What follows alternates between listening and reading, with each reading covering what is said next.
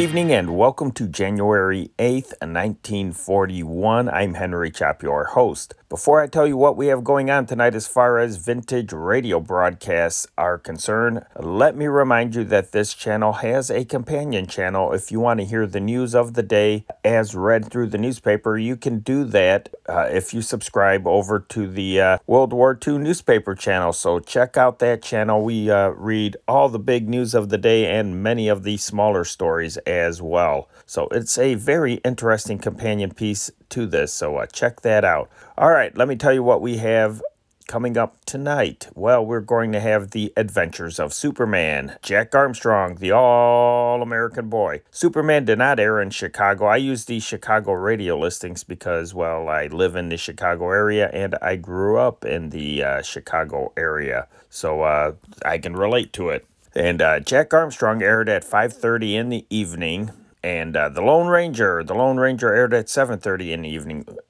Jack Armstrong was on NBC Blue. The Lone Ranger was on Mutual. Then 6:30 in the evening, we have the Cavalcade of America over NBC Red. And then over on CBS at 8 o'clock in the evening, we have the Texaco Star Theater with Fred Allen. That is the East Coast version you will hear first. Later on, you'll hear the West Coast version, but squeezed in between them, we have the world's greatest short stories as read by Nelson Olmsted, as aired over NBC. Now, I did not see this listed in the Chicago radio listings, nor did I see it listed in the West Coast radio listings for Los Angeles. So I am not sure when this aired.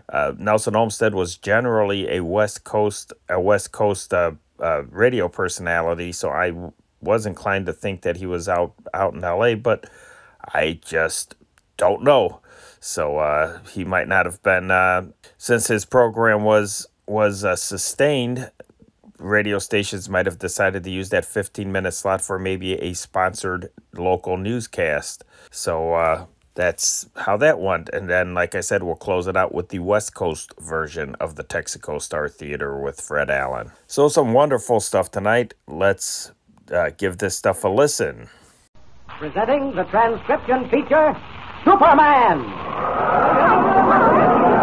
Look, guys! Look! It's a bird! It's a plane! It's Superman!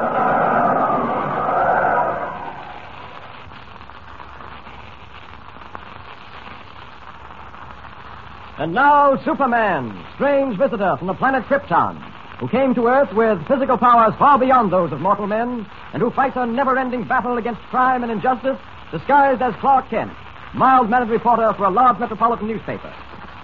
The adventure of the Howling Coyote is rapidly coming to a close. Visiting the ranch of Comanche Joe, a wealthy Indian oil man, Superman, as Clark Kent, and Jimmy Olsen have been in the thick of many accidents, all of which have been preceded by the strange howling of a coyote. In our last episode, we heard how Rawson, the man responsible for all these accidents, was finally cornered and driven into a mountain cave where he prepared to fight for his life. Tumbleweed Jones, Jimmy's close friend, and Comanche Joe both went into the cave to capture Rawson.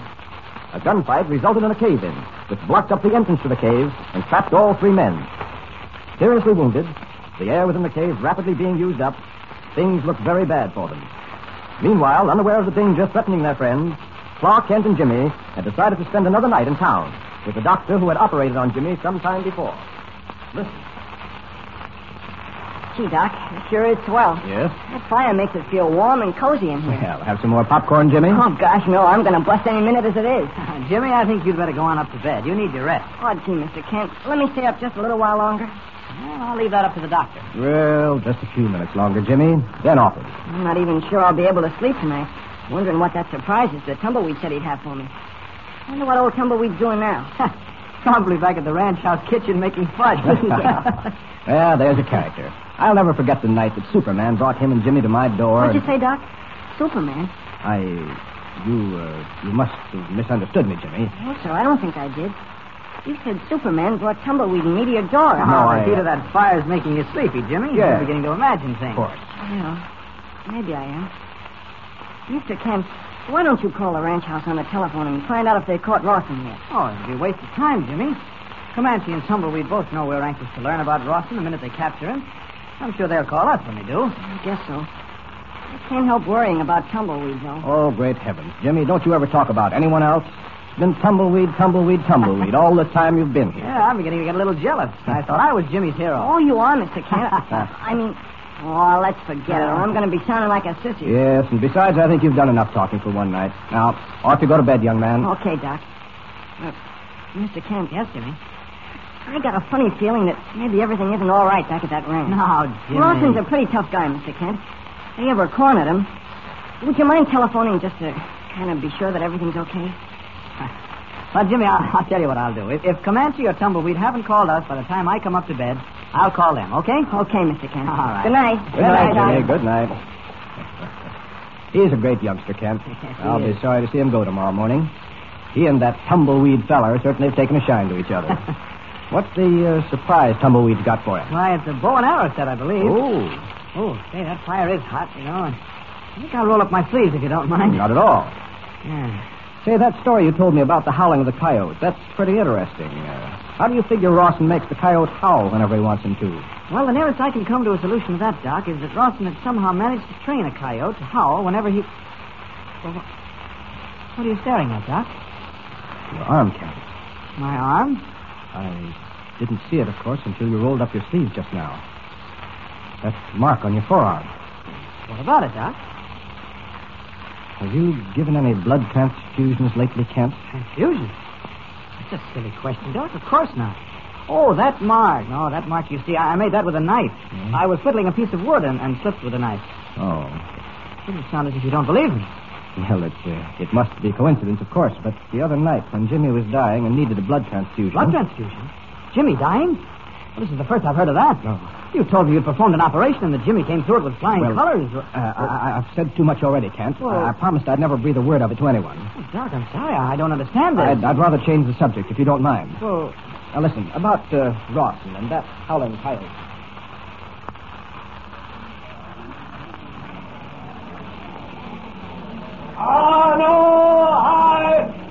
Cripple Wolf! You call, keep running, Buck. Is there a word? Is there a sign from those within the cave? No word, no sign. But my son, Comanche Joe, he trapped inside that cave. 2 other men with him. If even now they are not dead, there is not much time. Hundreds of tons of rock seal up caves. It takes long time to move them away. How long? The sun must rise and set 3 times. Too long. Too long. But my son shall be saved. Not so. Hark, you chief crippled wolf. When moon was full, not long ago, new warrior came to us. White man call him Jimmy. We call him Laughing Square. Of this I know. Life of Laughing Square is protected by eagle in shape of man. White men call him Superman. We will beg him come and help us. Beg him save my son and men with him inside cave. Maybe help, maybe no. I decree it. Call warriors together. Make ready with ceremonial drums. We will call upon eagle in shape of man. We will call upon Superman. It is done.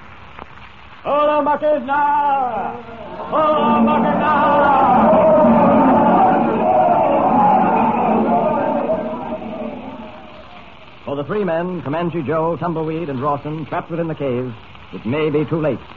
3 fatal hours have gone by since the walls caved in. Yet the Indians prepare to call for help on their new god, the eagle in the shape of a man. It doesn't seem possible that Superman can aid his friends, for even now, as Clark Kent, he sits chatting with the doctor in the doctor's home. Killed.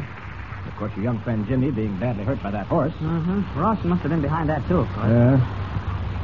Oh, well, I imagine Comanche's tribesmen will capture him before long. That'll put an end to the whole rotten business. I hope so. Well, frankly, I'm going to enjoy getting back to Metropolis. I haven't seen Editor White for a long time. To say nothing of the young lady you mentioned, Miss Lois Lane. Oh, yes. Yes, I'll be happy to see her, too, of course. I guess. Oh, well, Doctor, it's getting late. I'd better be getting along to bed. You said the man would be over from the garage to fix those tires in the morning, didn't Oh, you? yes. He'll be here early, and you can get an early start. Good. Well, then, I think I'll be off to bed. Oh, almost forgot. Yes? I promised Jimmy I'd call the ranch house and see if everything's all right. Oh, yes, so you did. There's the phone right there beside you. Oh, yes, thanks. Let's see, I don't know the number. Just ask for the ranch house. Operator will get it for you. Oh, good. I'm surprised at Jimmy being so upset about... hello? Yes, would you get me the ranch house of Comanche Joe, please? That's right. Thanks. What's that? Oh, fine. All right. And she'll call me back if she gets it. Good. Kent, I'm certainly going to miss you. I used to practice in the city, you know, and although I enjoy the life out here, it does get pretty monotonous at times. I imagine so. Done me a world of good just being able to talk with you. Well, I've enjoyed it tremendously myself. You've been awfully good, Doctor, and I can't tell you how I appreciate what you've done for Jimmy. Well, that's my job, Mr. Kent. Hello, listen. Sounds like drums beating in the hills. I thought I heard them. Well, you recall, Kent, I mentioned that on a quiet night you could hear one tribe sending messages to another tribe by means of the drum language. Yes. Do you notice anything peculiar about those drums? No, do you? I just had a feeling. I can't put my finger on it. No, it's nothing, I'm sure. I wish that operator would call back. Oh, you're getting jumpy. How about a little snack before going to bed? Cheese and crackers and some warm milk. You'll sleep better. Oh, I don't mind if I do. I am feeling a little hungry. Well, let's raid the icebox. Come on into the kitchen. All right, with you. Uh-oh, no, wait. That's your call. Yes. Hello? Yes. What? Oh, I see. No, don't bother. All right, good night. What is it, Kent? The operator says no one answers at the ranch. Funny? Oh, no. They're probably all joining in the hunt for Rawson. Yeah, probably. Very strange, those drums beating out there. What about them, Kent? I don't know exactly. It's just that they give me a sort of peculiar feeling. Oh, nonsense. You've been through such an exciting time during these past few weeks, you're all unnerved. Unnerved? Me? Yes. Yeah, I suppose there may be something to that. Man, it's odd. I don't know. I've just got a feeling those drums are trying to say something to me, and I can't understand what it is. Oh, of course you can. I certainly don't see why you'd want to. Come on into the kitchen and have some cheese and crackers and milk. You'll sleep better for it, Kent. Huh? Excuse me, those drums. I guess I'm just imagining things. All right, Doctor. Lead the way to the kitchen and watch me eat you out of house and home. But Superman is not imagining things. Those drums, the ceremonial drums of the Comanche tribe, are calling to him for help. Calling for him to aid his friends Comanche Joe and Tumbleweed Jones. Yes, and Rawson, too. Be sure to hear the next thrill-packed episode of our exciting story with Superman.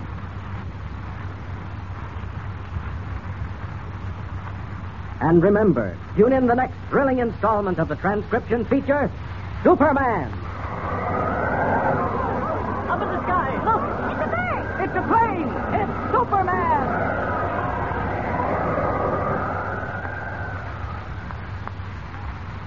Superman is a copyrighted feature appearing in Action Comics magazine. Jack Armstrong! Jack Armstrong! Jack Armstrong! Jack Armstrong, the all-American boy. Wave the flag for Hudson High, boys. Show them how we stand. Ever shall our team be champions, known throughout the land. Wheaties, Breakfast of Champions, bring you the thrilling adventures of Jack Armstrong, the all-American boy. Look, if I were to step up to you tomorrow morning at school or on the street and ask you just what you wanted in a breakfast dish, you might give me any number of good answers. But I'm willing to bet that one of the first things you'd say to me would be, Mr. McCormick, the most important thing about a breakfast dish is its flavor. You know what I'd say to that? Well, it would be something like this. Look, I'd say, I've got just the dish for you. It's a breakfast of champions. You see, this combination of Wheaties, milk, and fruit or fruit juice gives you two extra good flavors. First, you get all of the keen, malty flavor of those crisp, crackling Wheaties. And, boy, it's the kind of flavor that really hits the spot every morning. But that isn't all. No, sir. Added to the extra good flavor of Wheaties, you get the fresh, satisfying flavor of the fruit you like best. Yes, a breakfast of champions really tops them all in the flavor department. Try it tomorrow morning and see if I'm not 100% right. Now, that's exactly what I tell you on the flavor question. But then, You might say you wanted a breakfast dish packed with a lot of good nourishment.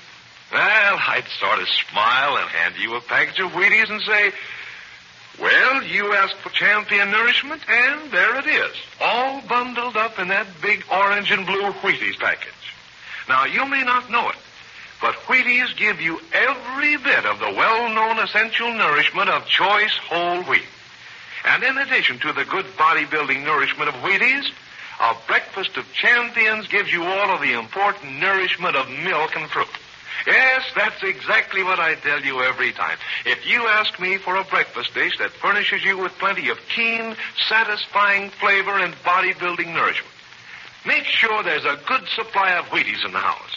Then see to it that you have a big breakfast of champions waiting for you at the table every morning. And now, Jack Armstrong, the All-American Boy. An army truck is backing up to the schooner Spindrift, tied up at the dock at the town of Zamboanga, Mindanao. Uncle Jim and Michelle are on the Spindrift, preparing to load on the truck a heavy box containing some precious uranium-235, which they're going to leave for safekeeping with the Army troops stationed at nearby Pettit Barracks. Jack and Billy and Betty have just turned in from the dock with the tall palm trees that line the waterfront. They've come back from the native marketplace at the Philippine town, and they have some important news for Uncle Jim. Listen. Look, Billy, we're just in time to help Uncle Jim load the box of uranium on the truck. Oh, he and Michelle won't need any help, Jack. They've got the photo fag rigged up as a gin pole to swing the box over the side of the Spindrift. Oh, but that's a heavy box, Billy. Don't forget that it's lined with lead to protect everybody from the uranium-235. I'll bet he and Michelle will be glad to get some help. And Uncle Jim will be glad to get our news, too. It's the first real clue we've found concerning Professor Loring. But it doesn't prove that Professor Loring is still alive, Jack. Gosh, he may have been killed by the Moros who were holding him prisoner. Yes, but it proves that he's actually been somewhere in Mindanao, Billy. And if we can find that old Moro peddler, we'll get some real news about him. Uncle Jim sees us now. Say, look how he's perspiring. He and Michelle have really been working with that box of uranium. Hello, Jack. You've come just in time. We certainly can use you and Billy. We're coming right aboard, Uncle Jim. It's a whopping big truck the Colonel sent down for the uranium. He sent down a couple of soldiers with rifles, too, Jack. See? They're just getting out of the truck. Oh, I know who they are. They're an armed guard. Uncle Jim told Colonel Brewster how valuable that uranium was. That's right, Betty, he did. He told him that Geppetto and his gang were after it, too. Well, Geppetto will have a merry time trying to get it after it's locked away in that big vault. Here we are, Uncle Jim. Come on aboard, Jack. I need you and Billy to help hoist this box with the snatch block. Watch this gangplank, Betty. It's pretty steep since the tide Oh, dropped. I'll watch it, Jack. I don't want to fall overboard and let a hungry shark take a bite out of me. Did you find out anything important at the marketplace, Jack? You bet we did, Uncle Jim. But first, we had quite a time getting that native to... Well, let's get this box loaded first, Billy. Then I'll hear what luck you had. It's all made fast. Jack, you and Billy take hold of this line with Michelle and me. Here you are, Billy. Grab hold here. All set. Lay hold. Heave. Gee whillikins, I'd forgotten how heavy this box is. It must be full of lead, Uncle Jim. It's almost full, Billy. Remember all those lead plates we saw inside it, protecting that uranium? Well, that gap is bending terribly, Uncle Jim. It looks as though it might break. It won't break, Betty. It held before. We're almost high enough, Jack. Another foot more will do it. There we are. Now belay the line, and we'll swing the box right over the truck. I'll belay the line, Billy. There it is. Now take this guy line and swing the box out. Oh, we didn't hoist it high enough to clear the truck. Yes, we did, Billy. See? Clearing by a good 3 inches. The soldiers have it now. That's far enough. She's just over the truck. Release your line, Jack, and we'll lower it into the truck. Hold on to it. There, she's free. Lower away. Easy now. We don't want to knock the bottom out of the truck. There she is. All right, men. Throw the line off and take the box up to post headquarters. I'll be up there in a few minutes. But those soldiers won't be able to unload that box by themselves, Uncle Jim. I've arranged for a whole squad of soldiers to help put it in the vault, Betty. Oh, boy, it certainly feels good to have that uranium in the care of the U.S. Army. Yes, it takes a load off my shoulders, Jack. And now, tell me what you found out in the marketplace. Did you find the native who had the wristwatch? We found him, all right. And what a time we had with him. He couldn't speak English, And when so Jack I tried to explain what he wanted by using his wristwatch, the native took it from him. He thought Jack wanted to swap it for some of his And then I spices. tried to get Jack's watch back, but the man called for the police. Uncle Jim. Wait a minute. This sounds like a riot act. You're telling me everything except what I want to know. Suppose I ask questions. In the first place, did you see the watch? We saw it, Uncle Jim, and it's exactly like yours. Good. Did you see the back of it? We saw the back of it, too, after a chase and a fight. And it had Professor Loring's initials on it, WL. So it did have Professor Loring's initials on it. That means a great deal. Now for the most important question. Where did the native get the watch? Or couldn't you understand him? There was a soldier, a military policeman who helped us, Uncle Jim. This MP could speak the native dialect. The man told the MP that he'd gotten the watch from an old Moro peddler who passed through the town recently. Old Moro peddler. I wonder if he was telling the truth. The MP thought he was, Uncle Jim. He said an old Moro peddler had been in town only a day or so ago. Where's this peddler now? We've got to get hold of him and find out where he got the watch. The man said that the Moro peddler had gone up to Melita, Uncle Jim. Melita? That's the village up in the hills. The one that Lieutenant Rawlings thinks is stirring up all this unrest among the tribes. That's the one, Uncle Jim. And there's another queer thing about this native and the watch. He didn't want us to look at the back of it. He tried to run away, and then he tried to fight. And so the military policeman took him to the Army headquarters to investigate him, Uncle Jim. So he tried to run away. It's interesting. Very interesting. It's interesting, all right, but jumping Jiminy, it's so scrambled. Doesn't make any sense to me. It could make sense in one way, Billy. But it sounds so fantastic. Whatever do you mean, Jack? Just stop and think, Betty. We know that the Moro Sultan, what's his name, Baloa, wasn't it? Yeah. We know that Sultan Baloa is trying to unite all the Moro tribes to fight against the government. But, Jack, Sultan Baloa is way down south and in the interior of Mindanao. I know, Billy. And that's where we think Professor Loring is held prisoner, too. But Professor Loring's watch appears here, brought by a Moro peddler. And the peddler is now up in the hills at Melita. I follow you exactly, Jack. And on top of that, Lieutenant Rawlings thinks that someone in Melita is stirring up the present unrest among the tribes. Sure, it all ties together. Don't you see, Billy? Wow, my head is getting dizzy. But go on, Sherlock Holmes. Well, what else do we know? Oh, yes, somebody's been trying to steal rifles and ammunition from the Army at Pettit Barracks. That means that somebody in Zamboanga must have a hand in it. And here's this native with Professor Loring's watch who didn't want us to see the initials on the back of it. Oh, but maybe that's just because he knew the watch was stolen, Jack. Maybe, Betty. And maybe it's because he knew it came from that Sultan Baloa. If Baloa's back of all this, that watch would link the Moro peddler with it, too. I see it now, Jack. It had proved that the peddler was the agent who was stirring up all this trouble. Well, it wouldn't prove anything, Billy. Maybe I'm letting my imagination run away with me. But it's worth thinking about. It certainly is worth thinking about, Jack. But we know one thing for sure. What's that, Uncle Jim? We know that this old Moro peddler probably knows something about Professor Loring. So we've got to follow him up to Melita and find out what we can from him. Didn't I tell you, Billy? Didn't I tell you we'd be going up to Melita? Jiminy crickets. Now we'll probably get all mixed up with those tribes. Well, perhaps we can get some valuable information for the Army, Billy. Now, look sharp, everyone. I'm going up to Pettit Barracks to see that the uranium gets safely put away. I'm also going to tell Colonel Brewster about this affair of the wristwatch. I want you to start packing our hiking equipment. You've got a list of what we need, Jack. Get the stuff out and check it over. We're going after that Moro peddler right away. But, Uncle Jim, we can't carry all that stuff on our backs. I'm going to borrow a pack horse from Colonel Brewster, Billy. The pack horse can carry the tent and the cooking equipment and the heavy stuff. We can carry the rest on our strap pack. Oh, hello. Look who's coming down to see us. Lieutenant Rawlings. Maybe he's been questioning the man who had the wristwatch, Uncle Jim. Maybe he's got some dope for us. Hello, Rawlings. Hello there. Come right on board. Thanks, Captain Fairfield. I've got something you might find useful. Watch that gangplank. It's slippery. Yeah. Say, Jack, what do you suppose he has for us? Search me, Billy. Maybe it's just some information. How do you like our schooner, Rawlings? She's a sweet ship, Captain Fairfield. But I wouldn't have the nerve to take her through a typhoon the way you did. Are you still determined to go into the interior to look for Professor Loring? We certainly are, Rawlings. But first, we're going up to Melita to look for an old Moro peddler who's up there. Yeah, I thought you might be doing that after I questioned the native who had Professor Loring's watch. Anyway, if you get very far into the interior of Mindanao, you stand a swell chance of getting lost. So I thought you might like to have a pedometer with you. Like this one I use on hikes. A pedometer? You mean that instrument you use to tell how far you walk? That's the one. You'll find it very useful. You'll always know exactly how far you've walked at the end of an hour or a day. Oh, I just imagine that, Betty. You just fasten it to your belt and then forget about it until you want to know how far you've walked. Oh, that's just wonderful. Just like a speedometer on an automobile. Not quite, Betty. It tells how far you've walked, not how fast. And the distance we walk is the important thing anyway. We certainly can use that, Rawlings. May save us lots of grief. Jack, how long is your step? It's just about 30 inches, Lieutenant Rawlings. That's fine. There are dial ratings here for different lengths of step. Here's the little window for 30 inches. You set it at 0 at the beginning of a hike, and from that time on, it'll tell you just how far you've gone. But how does it work? Oh, it just seems too marvelous. Do you have to wind it up? No, I should say not. It ticks away by itself as you walk. Well, we're certainly obliged to you, Lieutenant Rawlings. We're just beginning to pack up our hiking equipment for the trip now. Well, put this on your belt where it'll be safe. Captain Fairfield, if you can come ashore for a few moments, we'd like to show you where we're putting the uranium. I was just going ashore, Rawlings. I'll be back soon, Jack. We'll be getting the equipment ready, Uncle Jim. Jack, let's go ashore as soon as we get the hiking equipment back and try out the pedometer. That's a great idea, Billy.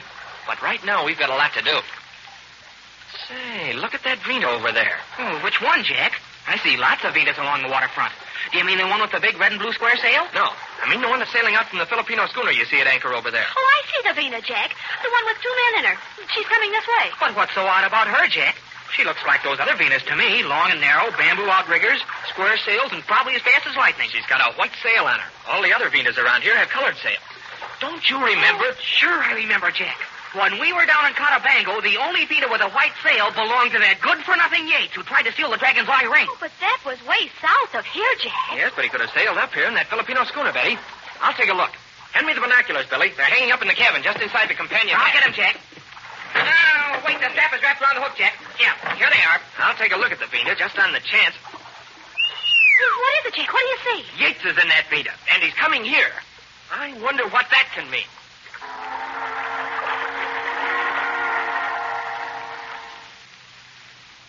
Well, what can that mean? Yates certainly has his nerve coming over to the Spindrift after all he did down in Cotabango. Say, what's he doing up in this part of Mindanao anyway? You don't suppose he could have any connection with... Now, wait a minute. Now I'm letting my imagination run away with me. But you can be sure of one thing. Yates isn't visiting the Spindrift just for a cup of tea. So listen in, all of you, at this same time tomorrow to another thrilling episode in the Zamboango Adventure with Jack Armstrong, the All-American Boy. Have you tried Wheaties? They're whole wheat with all of the brand. This is Franklin McCormick saying goodbye until tomorrow for General Mills, makers of Wheaties, Breakfast of Champions, who have just presented another episode of Jack Armstrong, the All-American Boy. So just buy Wheaties, the best breakfast food in the land. Wave the flag for Hudson High, boys. Show them how we stand.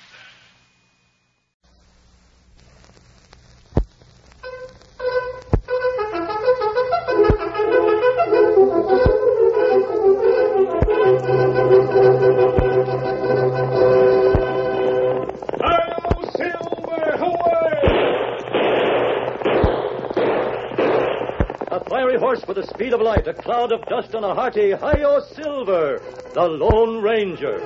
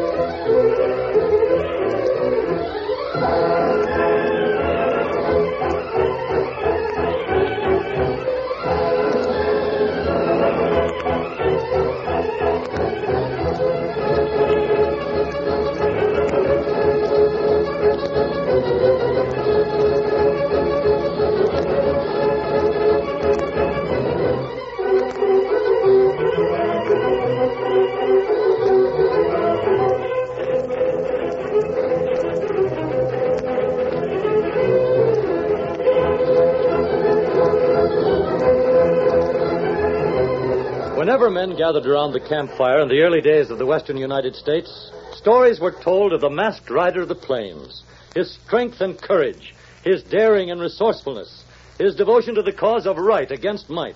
All these made him the greatest champion of justice the West ever knew. Return with us now to those thrilling days of yesteryear. From out of the past come the thundering hoofbeats of the great horse Silver. The Lone Ranger rides again. Hello! We're heading west to Pecos. There's going to be trouble. Hail Silver, away!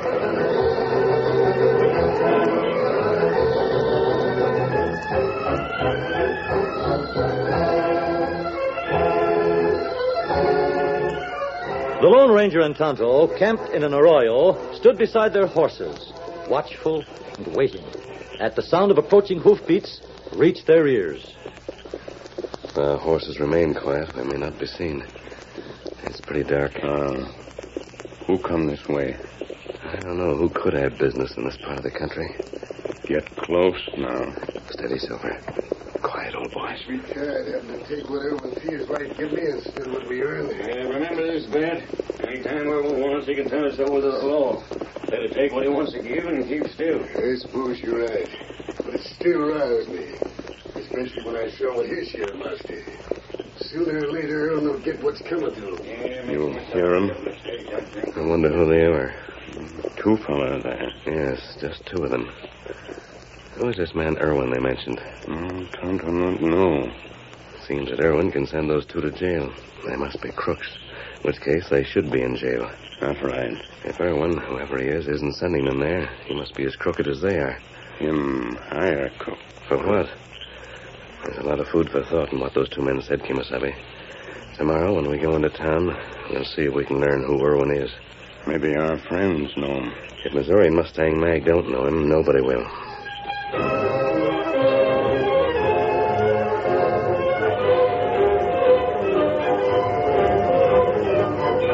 The following morning, old Missouri, the sheriff, rode out to Mustang Mag's ranch and met with his usual reception. I don't care if you are the sheriff, Missouri.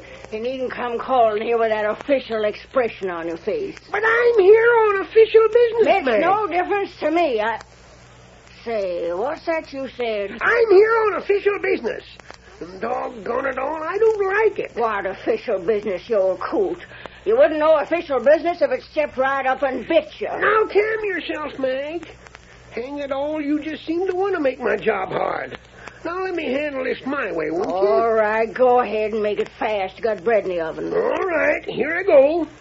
As sheriff of this here county, I'm serving you with this here paper in accordance with the law. You're done now? Yep, I'm done. Now, was old Missouri your friend? Hold on till I see what this paper is. Well, I'll tell you what it is.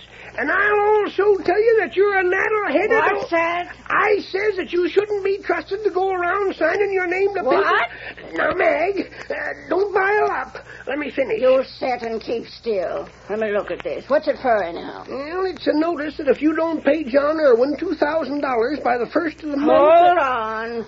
Why in Tunket should I pay John Irwin any $2,000? Because you borrowed it. Says so right there. Got nothing of the sort. Now, Mag, you needn't try to hide your personal affairs from me. I ain't hiding nothing. I never borrowed no $2,000, and I'll lambaste the man that says I did. Irwin says you did, and so's the mortgage he's got, and so's the signature you wrote on that mortgage. I seen it. Listen, you old goat. Where'd you get this paper? Jack Irwin. He come to the office and told me how you borrowed cash and how the mortgage was falling due. And he wanted the cash. Now, this calls for some thinking. You shouldn't have got yourself in so deep, Meg. Be still, let me think. There's times when women should seek out the judgment of men that they can trust. $2,000. I could have told you that it wasn't good sense to go into debts as deep as that. You ain't the cattle to carry. Will you be still, Missouri? I ain't saying nothing. Besides, I always figured that me and you was sort of confiding in one another. And I was right hurt. Tain't so, that's all. Huh? There's something mighty odd about this, Missouri. I don't owe Irwin any money like that. Now, Meg. I said I don't. Now, do you want to argue it? Well, gosh, no, Meg. I only... well, that is... You what? Well, the name you sign says you do. You say you don't owe the cash, and that's a little confusing. Well, it needn't be. See here. How well do you know this Irwin critter? Well, gosh, Meg, you know what he's like. He never shows much of himself around town. He always keeps sort of... who's there? Hello, Mustang Mag. 6 Live. Am I hearing things, or is that old friend with a mask? How are you? Oh, my sakes alive. Hey there. Great Scott, mister. It's good to see you. Hello, Missouri. And Tonto, too. Hiya, Tonto. How? Oh, step in and sit. Missouri, get that kettle of stew over the fire and heat it up. You bet I will. Ain't a man alive that's more welcome, mister. And you couldn't have come at a better time. I've been having a pack of trouble with Mag. She's got herself into trouble. $2,000 worth. You shush. I want no trouble at all till you come here bringing this paper. What paper, Meg? Jack Owens. He claims that Whose paper? Jack Irwin. Well, I came here to ask if you knew him. Sure I do, and Why? What do you know about Irwin? Nothing. I came here to find out what I could about him. Last night, Irwin's name was mentioned. Yeah? Who was talking about him? A couple of men whom I believe are crooks. It's Irwin himself that's a crook. The idea of him trying to claim that I owe him $2,000. Well, if you don't owe him nothing, then... I didn't say that. I do owe him something. $200, and I'm ready to pay it to him. Then you did borrow from him. Sure I did, same as lots of others have. But what I borrowed was $200, not $2,000. Then, by Juniper, I'm going to see him and get it straightened out. Wait a minute, Missouri. I've got to get moving and see Mr. Irwin. If he thinks he can make a fool out of me or try and hoodwink Mustang Mag while I'm around, he's got more thinking to do. I'll see you later. The Mustang Mag, perhaps you can give us some help. I'd sure like some help myself. I don't savvy this tall. Irwin seems to have gotten together with some crooks. I gathered from what I heard that he was putting over a deal that would mean a lot of money to him. I can't savvy it. Mr. Irwin always seemed like a real good sort to me. I never knowed him very well, but then I did say he was first rate. He's well thought of in town? Oh, yeah. I've got plenty of cash, and has always been willing to lend a little here and there where he could tide folks over for a spell. It ain't like him to try a low-down ornery trick like he's doing. I see. And where does he live? Oh, in town. I know, but tell me... Oh, you can't miss his house. It's about the biggest in the town. It's all painted up with white. It's the first place you see riding from here toward town. It's just this side of the church. Very well. Hey, you leaving too? I'll see you later. I want to speak to Jack Irwin. Come on, Tonto. We're heading for town. Sure, plenty mad, huh? Yep. We'll ride slowly enough to let him get to Irwin's first. Come on, Silver.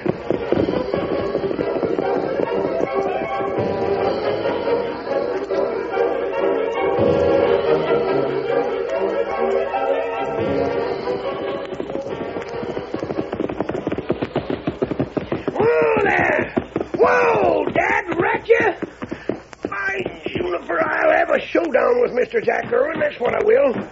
Ain't gonna do in Maggie while I'm around. Not on your tintype. Open up there, Irwin. It's the sheriff. Come back to see you. Hang it, just my luck. He ain't a home. Irwin, this is Missouri. I come about that paper you give me. Door ain't latched. Anyone at home here? Reckon he's gone somewheres, which seems mighty odd, being as he never leaves the house. Jumpin' Juniper, he's hurt. Irwin, speak to me. It's Missouri. It's the sheriff. Oh, dead. Deader than a doornail. What's going on here? Oh, my sakes, Mr. Brady. Look there on the floor. Missouri, what'd you do? Now, hold on, Brady. I don't know what's happened here. You done it. You killed John Irwin. I never done no such thing. Stand where you are, Missouri. Even if you are the sheriff, you can't get away with stabbing men dead. I didn't do it, Brady. Then why are you here? Who let you in? No one. He's killed Mr. Irwin. He's got to hang for it. You say no one let you in here? That's what I said. How'd you get in? Well, the door was open. Oh, so you snuck in, huh? Snuck in and knifed Irwin. Now, look here, Brady. What are you doing here? What business you got coming to Irwin's house? Me? I've been calling frequent. Me and Jesse, Irwin's cook, are keeping company. That's right. Mr. Brady was in the kitchen. Oh, he was, huh? And I suppose you didn't hear me yowling to get in to see Irwin? We didn't hear nothing. You go get the deputy, Jesse. I'll hold Missouri here. I will. Brady, I tell you, I don't know a doggone thing about... Brady. What the? Drop it. Mask me. Get me out of here, mister. Get me out of here. I got work to do. Oh, masked, eh? So you're friends with the outlaws, eh, Missouri? Why, you loco... They come, Brady. Well, there. You come this way. Tonto got horse ready. Go on, Missouri. Take to hiding with your partners, and we'll know you're as guilty as sin. But Come on, Missouri. Yeah, go on, Missouri. Look, mister, if I take it on the run, the whole town will think I killed Irwin. They'll think so anyway, and hang you before there's a chance to find the real killer. Now get out of here. Get going while you have the chance. Oh, my sakes, why does everything have to happen to me? We'll find you, Missouri. We'll start a posse out and find you if it takes till doomsday. Go on your horse, Missouri, and ride with Tonto. But you heard what I said. I'll be hunted down. So will you. Here, Tonto, take this hat and shirt, and give me those old clothes out of that saddlebag. You're taking off the mask. Don't worry, my face is disguised. Oh. I'm not going with you. Take Silver along, Tonto. Meet me at last night's camp. Get going. You come. I reckon there ain't no choice. Get him up, Scout.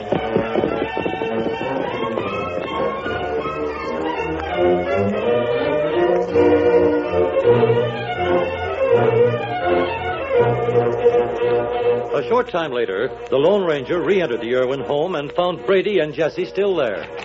We'll get Missouri. Now, there ain't a doubt about who killed Irwin. Now, what's happening here? Who are you? As far as you're concerned, I'm a stranger. Now, what's happened to this man? He's murdered, can't you see? Missouri done it. We caught him in the act. You saw the murder? Well, same as. We got here right after. We found the sheriff himself standing over the corpse with a knife in his hand. The sheriff? Where is he now? He had a couple of pals that come and took him to hiding. Why would he murder this man? Jesse can tell you. Because Mr. Irwin held a mortgage on the ranch that Mustang Mag owns, and she's a friend of old Missouri, and Missouri knows she couldn't meet the mortgage. Good motive and everything, huh? I'm going after the deputies and form a posse. Oh, wait just a minute. What? Aren't you being too hasty? Well, ain't no time to lose. But if Missouri didn't commit this murder, you'll chase him while the real killers escape. Well, it was Missouri, all right. It has to be.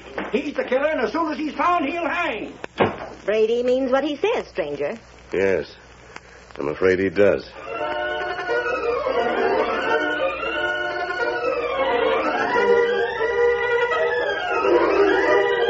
The curtain falls on the first act of our Lone Ranger story.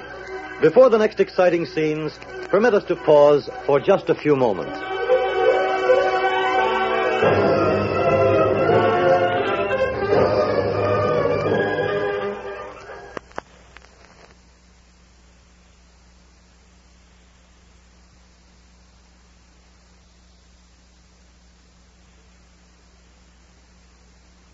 I hear that you was wanting me. Oh, you heard, eh? As if you didn't know it when you ran off in the first place. Well, what are you gents waiting for? You're taking me to jail, ain't you? That's what we are, and pronto at that. Then let's get going. Missouri. Missouri? You don't mean to tell me that you really did kill Owen? Nope. Then why in tarnation have you come here to surrender without a fight? I'll get tried in court, Mag. They won't set out to lynch me without no trial. You'll get your trial all right enough. Now turn back and start. I'm ready, boys. It ain't never to be said that Missouri didn't uphold the law. I'll go peaceful. Hold on. Huh? You're gone out of brain. I won't stand by and see you act loco. Where at is the Lone Ranger? Why didn't he keep you out of the hands of these half-brained critters that are so adamantly charged you with a murder? Now, Mag, you're just riling yourself over nothing. Come on, Missouri. Where's the Lone Ranger? Mag, it was the Lone Ranger that told me to hunt up Brady and the deputy and surrender myself to them. He done that? Yep. And he didn't do it figuring that I'd swing for a murder I didn't do. Then why? I ain't no more to say. Then move. Get up there. Get up. Get up there.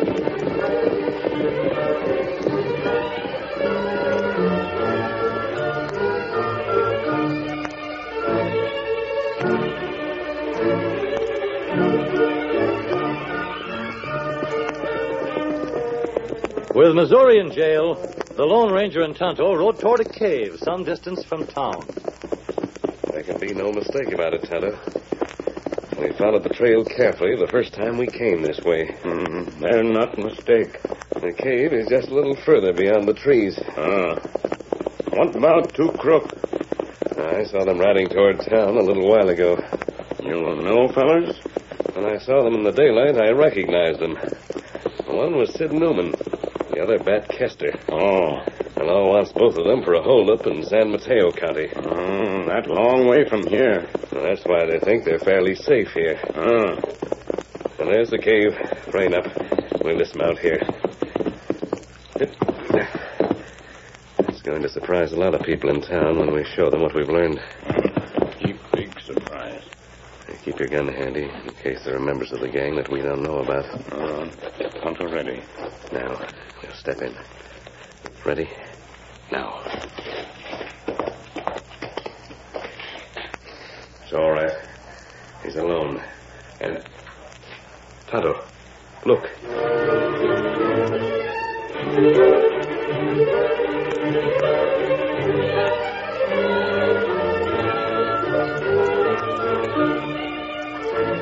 The town was in a turmoil with news of the murder and the capture of Missouri. Then two men appeared with a claim that caused a new sensation. There's the copy of the will, Sheriff.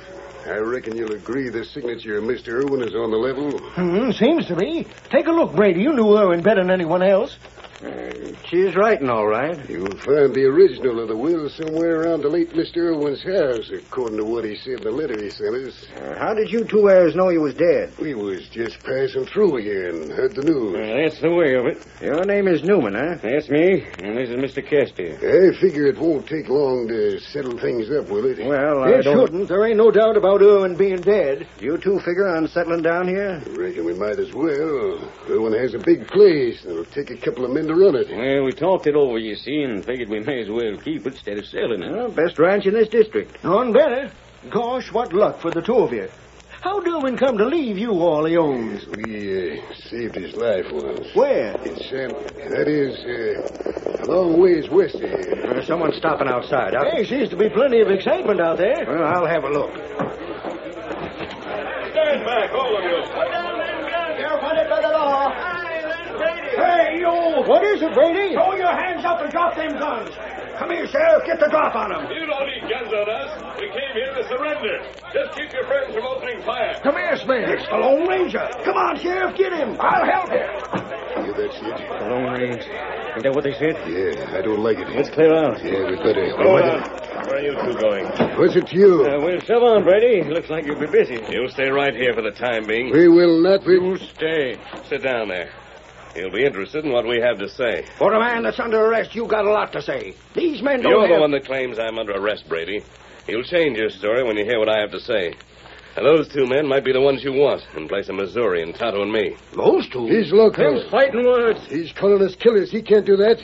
Who are you two? Mr. Brady and the acting sheriff know who we are. That's all that counts. They're the ones that'll inherit the Irwin Ranch. Oh, they will, huh? Yes. How do they know it so soon after Irwin's death? Irwin wrote him a letter and told him. He sent him a copy of his last will and testament. I see. Sure, that's that. Now we're leaving. You sit. I'll be hanged, Tonto fellas. say, you sit. All right, all right. You needn't stick a knife in me. You act like you had a plenty to say for yourself, mister. If I didn't have, I wouldn't have ridden here to see you, knowing that you had a posse out hunting me. Well? Missouri wouldn't have surrendered either, if he hadn't felt certain that he'd be proved innocent of the murder of Jack Irwin. Start talking. Now, first of all, how do you know Jack Irwin was murdered? How? Why, great guns, we saw him dead. How do you know it was Irwin you saw? Huh? How? What did... Why, gosh, how do I know it's Missouri that's in jail?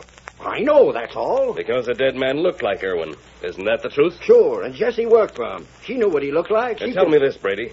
How are Jessie's eyes? Well, they suit me. Quiet. But her eyesight is not good, is it? Well, tain't what it might be. In other words, if another man were to be dressed in the clothes of Jack Irwin and his hair and mustache fixed the same way, there might be room for doubt. You mean to say that... Tonto, bring the man in. Tonto, get him. What are you getting at, mister? Jack Irwin is not dead. It's a trick. It's a trick to do us out of our inheritance. You'll find out the sort of trick that's been played. Hello, Brady. Who in the Sam Hill are you? My name is John Irwin. That ain't so. You aren't John Irwin. Oh, yes, I am. Those two men cut off my beard and clipped my hair short. I can prove I've Irwin, though, by recalling every event in detail in my life. He talks like Irwin used to. This here's a lot of trickery. We ain't gonna stand for this. Sit down and keep still. Meanwhile, hand over your guns. The minute you'll decide to use them. I tell you... Your guns. If you want my shooting iron, take it this way. My head. Pick up his gun, Brady. Gosh, I've heard of the Lone Ranger shooting, but never seen it before. Now, sit still, Bat Kester. What was that name? Bat Kester. If you look over the reward notices from San Mateo County, you'll find both Kester and Newman are wanted. And if you're interested in what these crooks planned, I'll tell you. I don't know what should be done. Maybe Missouri should be here. Tell us your story, Irwin. Then we'll see if Missouri gets out of jail. Well, these two crooks were working with another man who called himself Irwin. The three of them came to my house while I was making out a notice for Mustang Mag. They made me finish the notice, then captured me. That's the notice Missouri took to her, ain't it? Yeah. Then Kester Newman took me to a cave and held me captive. I was shaved and my hair was cut. Well, why was that done? Well, I didn't know at first. I was left in the cave. Then Bat and Sid went away. They came back well pleased with themselves. They double-crossed their own leader, murdered him. And the sheriff, old Missouri, had arrived in time to take the blame. So that's how it was done. If you hadn't been so certain that Missouri was the killer, you'd have found the tracks that these two men made when they left the Irwin house. They went out a rear window. Go ahead, Owen. The first plan had been for this imposter to take my place. These two thought of a better scheme, though. They made me make out a will, leaving everything to them. Then they killed their leader. They was going to kill me. But shaving you, why was that? The plan was to kill me and let me be found as a stranger. Pretty slick. I told you I was making out a notice, just a matter of form, for the sheriff to take the Mustang Mag. Yes? Well, knowing Mustang Mag as I do, I made the mortgage $2,000 instead of $200. I reasoned that no matter what happened to me, Mustang Mag would make such a commotion about being overcharged that there would surely be an investigation. I hoped that would bring the criminals to justice. Doggone good thinking. Mighty smart. If you want proof, you can follow the same tracks the Lone Ranger followed to the cave where I was held. I reckon the looks on the faces of those two crooks is all we need to go by. Hey there, you action shell. Mustang Mag. Who left that door open? The Lone Ranger left it open when he went out. Don't matter who left it open, I'm here, and I'm making out-and-out demands on you. Missouri is pining away in that calaboose, and he ain't guilty. Now, Dad, rat your skinny hides, you either let Missouri out pronto, or you give me the keys to do so. Give her the keys, Deputy. Here they are, Mag. Oh, by ginger.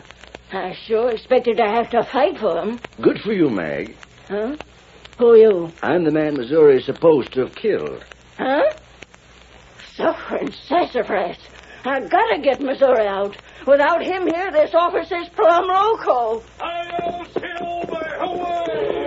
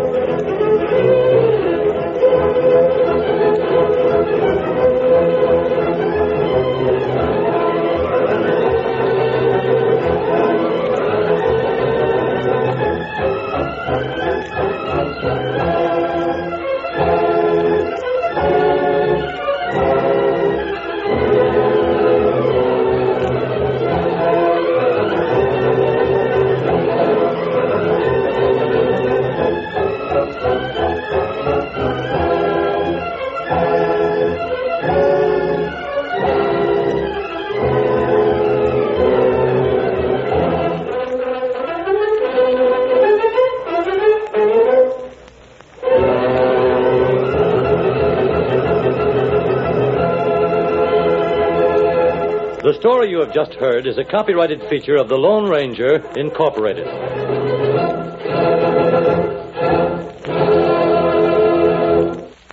Hey guys, if you are fascinated by the 1930s and 1940s and are interested in learning a little bit about what was going on with the headline in the thumbnail to this video, check out our other channel, the World War II newspaper channel.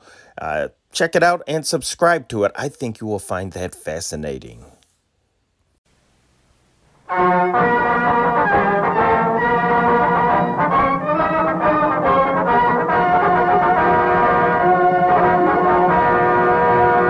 The Cavalcade of America, presented by DuPont, maker of better things for better living through chemistry.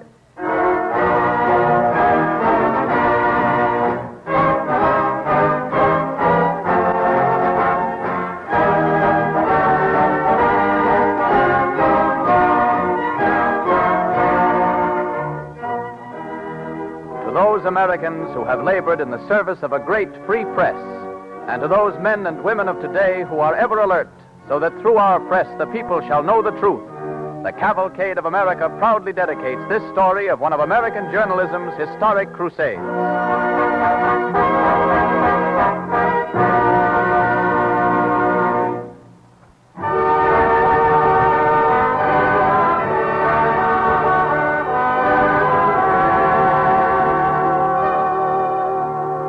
The Cavalcade of America presents an original radio play, Mightier Than the Sword, written by Robert Tallman and based on the life of the great American cartoonist Thomas Nast.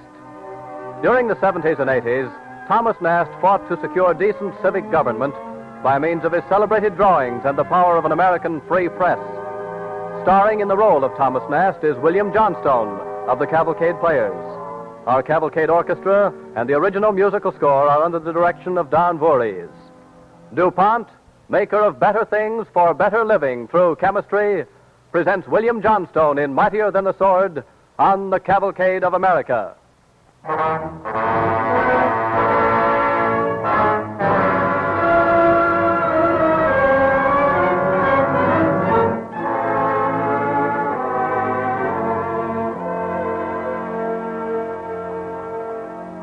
It's a summer evening in the year 1869. Two men are strolling down a quiet suburban street on the outskirts of New York City. One is Fletcher Harper, publisher of Harper's Weekly. The other is Thomas Nast. Presently, they arrive at the door of an old-fashioned two-story house. Tom, Mr. Harper, won't you come in, please? I should be charmed. That's a fine way to greet the boss, Elizabeth. Well, I'm sorry. It's Kate. That's our maid, Mr. Harper. Let me take your things. Thank you. You will stay to dinner, won't you? Why, Elizabeth, you invited Mr. Harper, didn't you? Well, what's wrong? Oh, Tom, Kate is in such a state today. Come on into the parlor. Just make yourselves comfortable. And excuse me, I'll just tell Kate we're ready when dinner is. Elizabeth, what is all this? Well, it's something about Kate's brother, Tim. He's a fireman in New York. It seems he's in some kind of trouble. Anyway, they've got him in jail and they won't let us see him. I think you'd better talk to her, Tom. Yes. Elizabeth, ask her to come here. Maybe we can get to the bottom of this. Well, all right, but don't you keep it too long. There's a roast in the oven. Kate? Yes, Mom? Mr. Nast wants to talk with you for a moment. Oh, Mom, I'd rather not. Not this way. Oh, nonsense. You look perfectly all right. Don't you worry about a thing. Kate, you remember Mr. Harper? I do that, ma'am. What seems to be the trouble with your brother, Kate? Well, you see, sir, Tim's a member of the 10th Ward Fire Brigade and never broke a law in his life, sir. And now they've got him in that Ludlow Street jail. Oh, it's that dirty they are, Mr. Harper. 10th Ward. That's Boss Tweed's old brigade, Tom. What's the charge against your brother, Kate? I don't know. He don't even know, Mr. Harper. They just come around and told him he's talking too much. But they couldn't put him in jail for that now, could they? Well, we'll see to it that they don't keep him there for that. So don't you worry, Kate. Thank you, sir. You're a good man, Mr. Nast. Kind, too. Now, if you gentlemen excuse me, I'll be after getting to my room. Go right along, Kate, and don't worry. More of Boss Tweed's rotten politics again, Tom. This time in your own kitchen. Not only in my kitchen, Mr. Harper, but in the house next door. Every house in New York. The grocery on the corner, the cop on the beat, the police courts, the school board, every business, every public institution, even our charities, corrupted and plundered by Boss Tweed and the rotten political scoundrelism in City Hall. Tom, we've talked about this time and time again. And more I'm convinced the only way to stop Tweed is through the press. The only trouble there, Mr. Harper, is Tweed's victims can't read, most of them. True. Print isn't enough. What about your cartoons, Tom? One picture is worth 10,000 words. You're right, Mr. Harper. And those ringleaders make perfect subjects for pictures. Peter P. Sweeney, the sniveling, shifty bank clerk. And Slippery Dick Connolly. Why, he's been a sneak thief ever since he was kicked out of grammar school. And His Honor, the mayor. O.K. Hall, a cheap gambler, only with the whole city treasury for stakes. And then William Marcy Tweed, the boss. Mr. Harper, I see him as a kind of Falstaff, a fat clown leading a sinister army of his hoodlums. Good. Mr. Harper, they've been at it for years. When is our magazine going to print the truth about them? Tom, you know the directors have been opposed to our attacking Tweed. But now, go ahead. Draw whatever you like, and I'll start printing them in our next issue.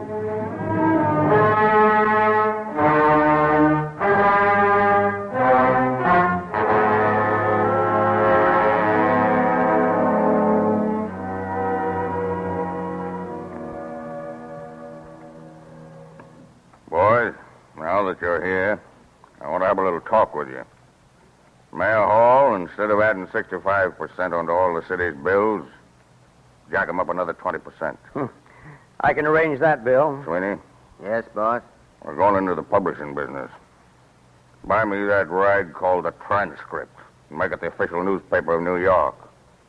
And say that it carries all the municipal advertising. Now, what's on your mind, Conway? Nothing important, boss. That fireman, Tim Murphy's out on a habeas corpus, but if he starts blabbing, You're supposed to be a lawyer, Sweeney. What can we get him with now? Trump up any charge. Try stealing. Say, you couldn't get the halo off that guy's noodle long enough for him to steal a glass of water.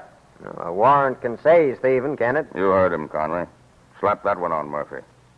And be sure this time he's taken before the right judge. Now, here's the main thing that's on my mind. And I want action on it before elections. What is it, boss? A little street improvement project. I think we ought to straighten out Broadway. Why? Straighten up. Well, do you think the public will stand for that? I know the public. If I didn't, you fellas wouldn't be in City Hall. Now, don't get sore, boss. You know the boys would rig up an awning over Central Park if you gave the word. Yeah, I know. Bill, I don't think you have to worry. Every ward is safe, sure, or will be. Votes are getting too expensive. Now listen and get the point. If the city improves Broadway, we have to buy up the buildings that are in the way, won't we? We mean go into real estate. Yeah, that's not a bad idea. Yes, but that'll take a lot of money. There's not much left in the city treasury now. What have you got a board of estimate for? Sure, they'll appropriate the rest. Then I want you boys to see to it that the property owners and the contractors subscribe to our benevolent association fund after the project gets underway. And get the idea over that this thing can't be done for pennies. There ought to be $25 million in it for us. Don't you think we're going a little too far, Bill? I thought I made myself clear. Bill, I think you ought to know something. You seen a copy of Harper's Weekly lately? No, what about it? Well, I just bought a copy on the way over here. I think you should see it, Bill, before you decide to do anything about Broadway. Here. Who drew that cartoon? There's his name. Thomas Nast. Say, that big fat guy does look like you, boss. Diamond pin and all. Tweedledee and Sweedledum. So I steal from the public treasury and hand out to the poor. Harper's Weekly, huh? I'll show them publishers they can't make a fool of me. Conley. Yes, boss? This Harper. He sells school books to the Board of Education, don't he? He does. All right. And have that fellow McAllister come over and see me tonight. I got something to tell him. Sure, boss. All right, boys. I guess that's all. Go ahead with the street project first thing in the morning. All right. Okay. Good day, boys. Hey, boys. Oh, Conley. One thing. Yeah? Before it slips my mind. Don't forget to send 100 weight of coal to Mrs. O'Reilly this afternoon. Okay. Wait a minute. Tell the alderman to spend $1,500 in every ward for coal for our voters.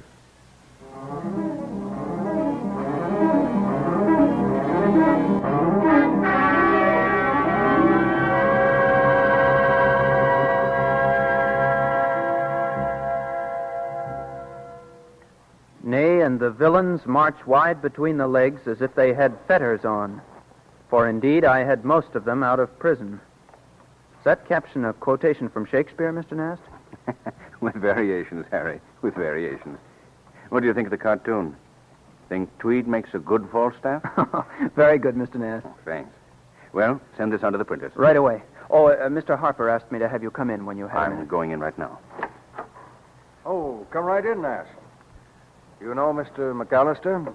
Glad to meet you, sir. Mr. McAllister? I'm a friend of Mr. Tweed, Mr. Nast. Oh, by the way, Mr. Tweed asked me to compliment you on the good likeness you're drawing of him in this current series of cartoons. I'm flattered, sir. Yes. But no, Mr. Nast, the fact is Mr. Tweed is worried. Shall we say unnecessarily worried, perhaps. I believe he dislikes, well, doing anything that might embarrass Mr. Harper. Do you mean that as a threat? Gentlemen, do you think it's good practice worrying your readers with politics? All the people want is to be left alone.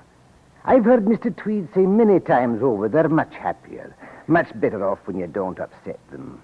Well, you know, Mr. McAllister, you'd better tell Mr. Tweed, you heard me say, they deserve to know the truth.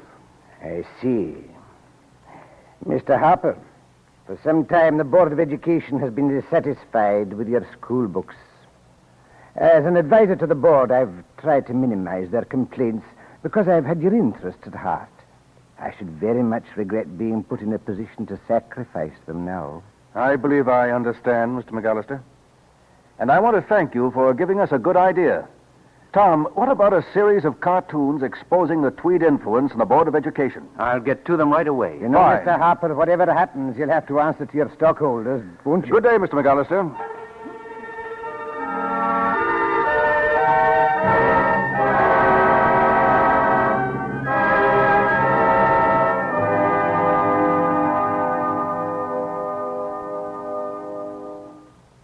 Hey, boss, look at this. All right, what is it? What is it? The cover of Harper's Weekly.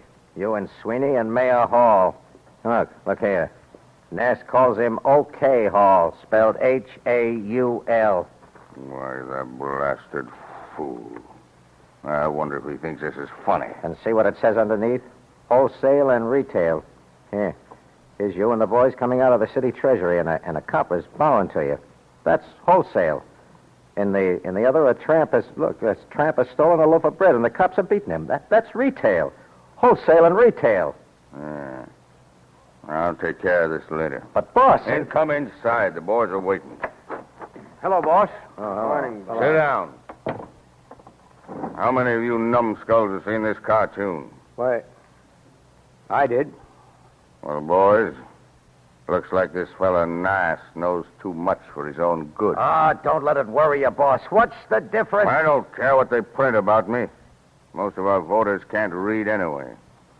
Give them one look at a picture like that, and they'll begin to get ideas. Maybe we can talk to Nast alone. That's what I've been thinking.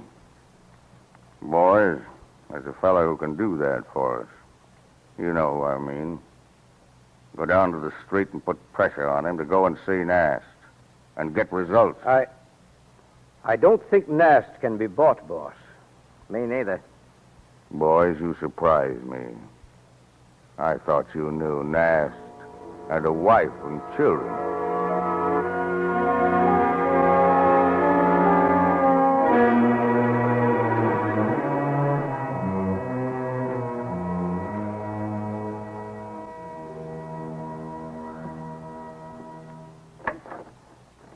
Mrs. Nast?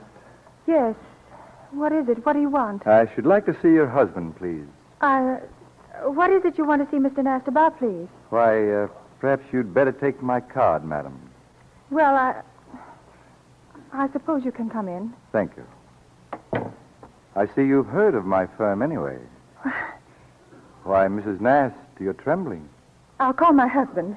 I'll just take a seat here, if you don't mind. Thomas, there's someone here to see you. I was just coming in there, my dear. Here's his card. Oh. Well, to what may I attribute this signal honor, sir? Mr. Nast, this business is as unpleasant for me as it is for you. I think perhaps we'll understand each other better if I tell you I have a wife, too, and 3 children. Oh, Thomas. I'm sorry, sir, but if your business has to do with... Perhaps you'd better hear what Mr. Gillespie has to say, Thomas. Thank you, madam. Mr. Nast, I saw the gentleman with the ill-concealed blackjacks and pistols standing outside your house. I can well imagine what you and your wife are going through. Well, what is Tweed's ultimatum? I believe I've made no reference to Mr. Tweed. As a matter of fact, I know a party who is interested in your work. They realize, of course, your time is valuable, but I have reason to believe they'd advance you $100,000 to finance a trip abroad. $100,000? Do you think they'd offer 200,000? Possibly. I shouldn't be at all surprised. Oh, I see. Don't you think I could get 500,000? Yes, Mr. Nast. You can get $500,000. I'm waiting for your answer, Mr. Nast. No. Absolutely and finally no. Thomas. I made up my mind a long time ago to help put Boss Tweed behind bars. And this is the first time I realize how near I am to doing it. Well, Mr. Nast, you have courage. But be careful you don't put yourself in a coffin. Good day, Mrs. Nast. Good day. Good day, sir. Good day. Thomas. Are you afraid, my dear? I'm afraid for you, Thomas. Afraid for all of us. Let's go away, Tom, now, somewhere where it's safe. Somewhere safe. My dear, if Tweed and his kind are allowed to go on without opposition, there soon won't be a safe place for free men anywhere in America. Our answer to Tweed is cartoons and more cartoons and ridicule until the fight is won. And, Elizabeth, I don't think we'll have long to wait.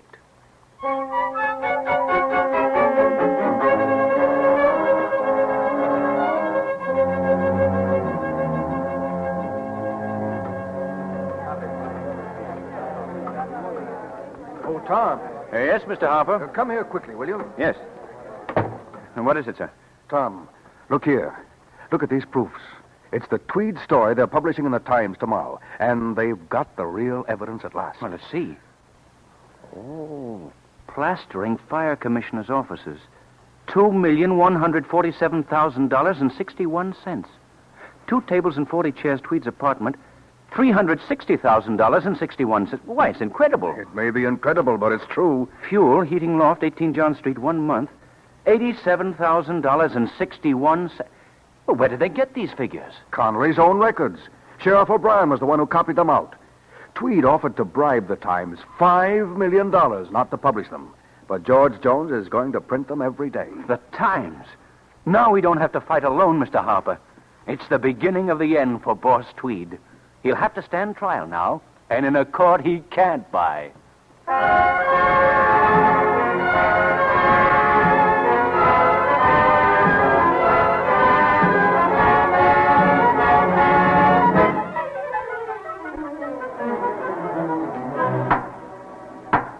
Order in the court. Case of the People versus William Marcy Tweed. Judge Davis presiding. The defendant has been found guilty of grand larceny on 204 counts. The defendant's former position in civic affairs is of no concern to this court. But in view of his health and present financial condition, the court imposes the minimum fine and a sentence of 12 years in the jail of the county of New York.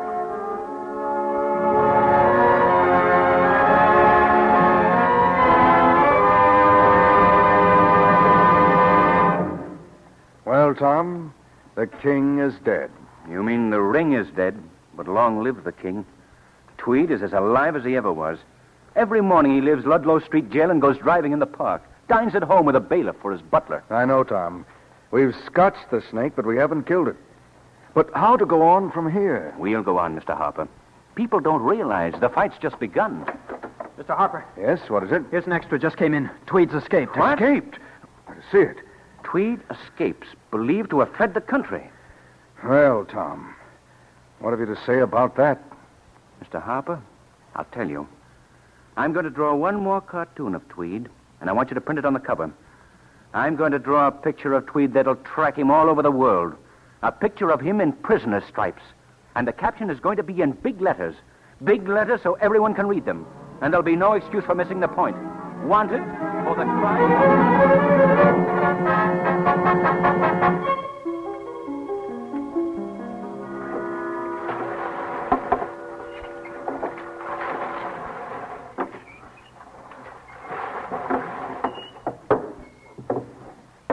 Ahoy there, Carmen. Ahoy. Ahoy. Who are you? Special police, Puerto Vigo, Spain. Lower the ladder. Lower the ladder. Steady there.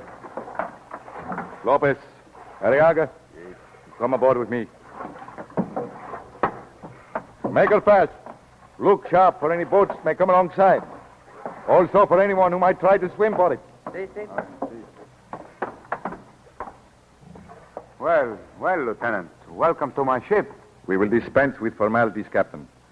I have a special warrant from the government, made on behalf of the American consul. You know the man in his picture, Captain?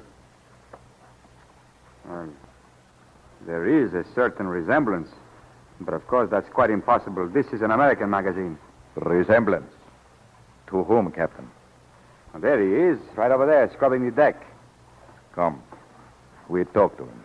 But, Lieutenant, you can't. He's a deaf mute. He can't talk at all. We see. Ho there, fellow. Up on your feet. Up on your feet. You see? Yes, I do see. Senor Tweed, have you anything to say? I told you, he's deaf and dumb. Well, Senor Tweed? I have nothing to say.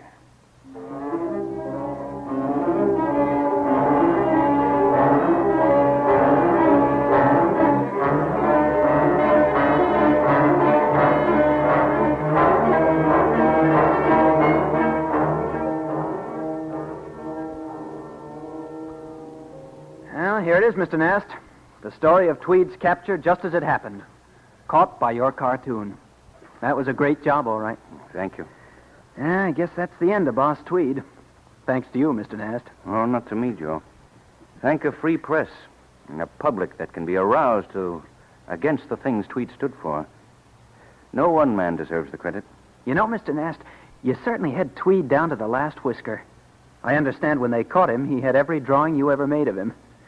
You must have seen a lot of him, drawing him so well they recognized him on a Spanish ship. When I drew the first cartoon of Tweed, I'd seen him only once. Only once? Yes. I met him on the street one day. What happened? Nothing. We nodded, said good morning. Then we went our ways.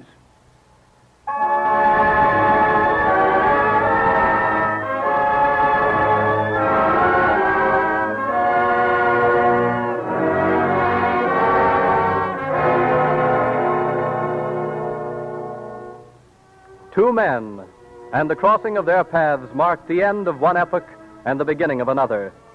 The downfall of William Marcy Tweed gave rise to a great and potent force in American journalism, mightier than the sword of any form of tyranny or degradation. And for his part in one of the most heroic crusades in the history of our free press, Thomas Nast takes his place in the Cavalcade of America.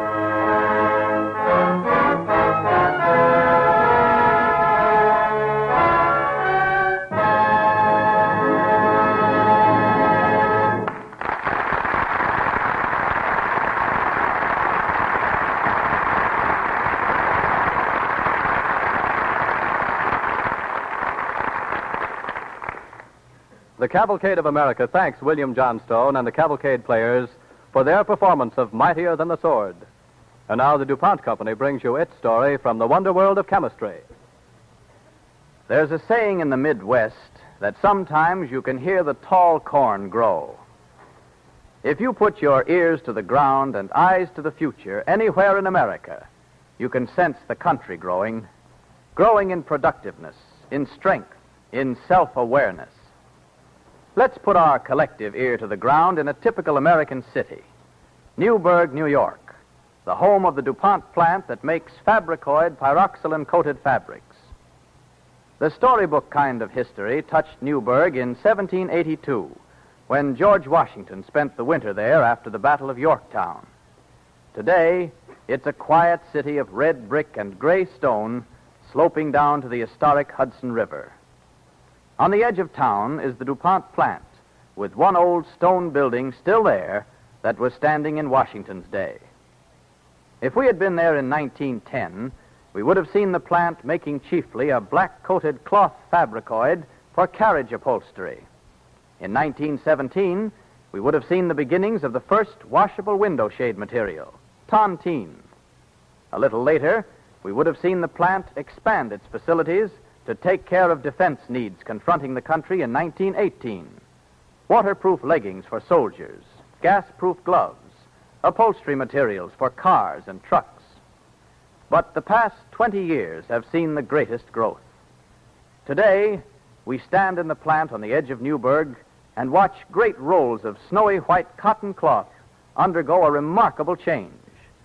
We see a stream of pyroxylin being impregnated into a continuous path of cloth flowing over and under giant rollers, emerging as new materials of beauty and usefulness. In contrast with the black-coated fabric for carriage upholstery in 1910, the DuPont plant at Newburgh today produces pyroxylin-coated fabrics in endless varieties of color and grain for furniture upholstery, train, bus, and truck upholstery, luggage, briefcases, motion picture screens, adhesive tape, belts, handbags, bindings. The list goes on and on. Another coated fabric, PX cloth, goes into waterproof and vermin-proof book bindings. Development of new products and uses means a corresponding growth in plant capacity, manufacturing skill, and research facilities which contribute to a strong national economy.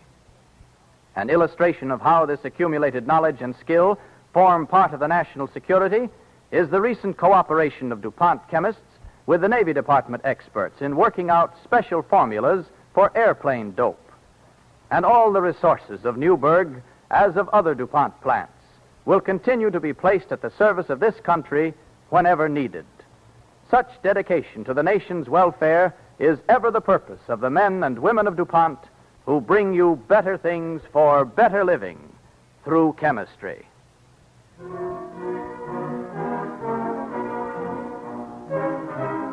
And now, Ted Jewett of the Cavalcade Players to tell you about next week's program. Ladies and gentlemen, next week the Cavalcade of America welcomes back to its microphones the distinguished actor of stage, screen, and radio, Claude Rains, in a radio play of an exciting moment in the history of our nation. In all the world today, few are the places where a man can say what he thinks. We can in America. You're hearing this radio program right now because in America we enjoy every principle of human freedom. These all-important blessings have come down to us because in the early days of our republic, there were men who fought for them. One of these men was Thomas Cooper, whose story we will bring you next week with Claude Rains as Thomas Cooper on the Cavalcade of America. Thank you.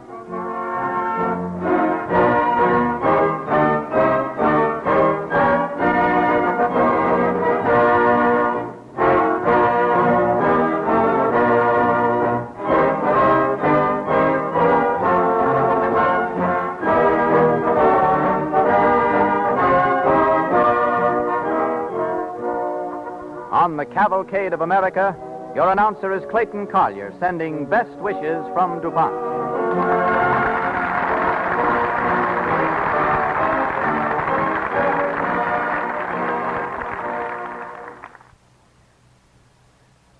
This is the National Broadcasting Company.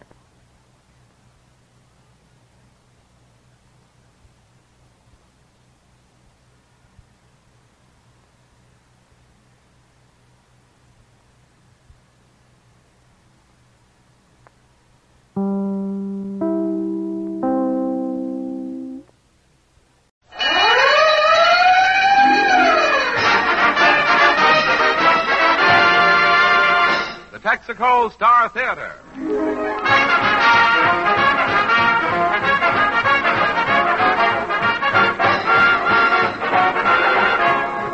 The more than 45,000 Texaco dealers from coast to coast welcome you to an hour of mirth and melody with Fred Allen, Kenny Baker, Portland Hoffa, the Martins, and Al Goodman's orchestra. It's Texaco time.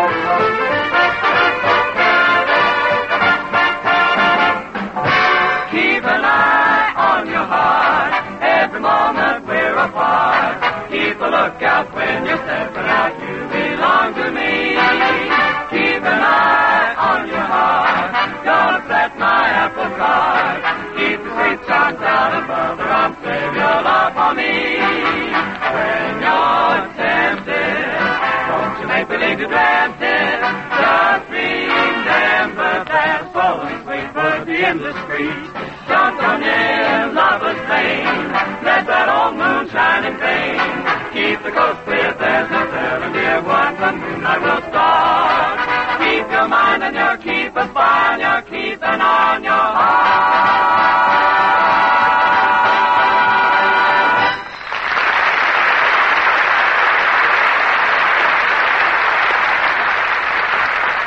And now, ladies and gentlemen, we bring you that merchant of merriment, that lovable buffoon, that one and only Fred Allen in person.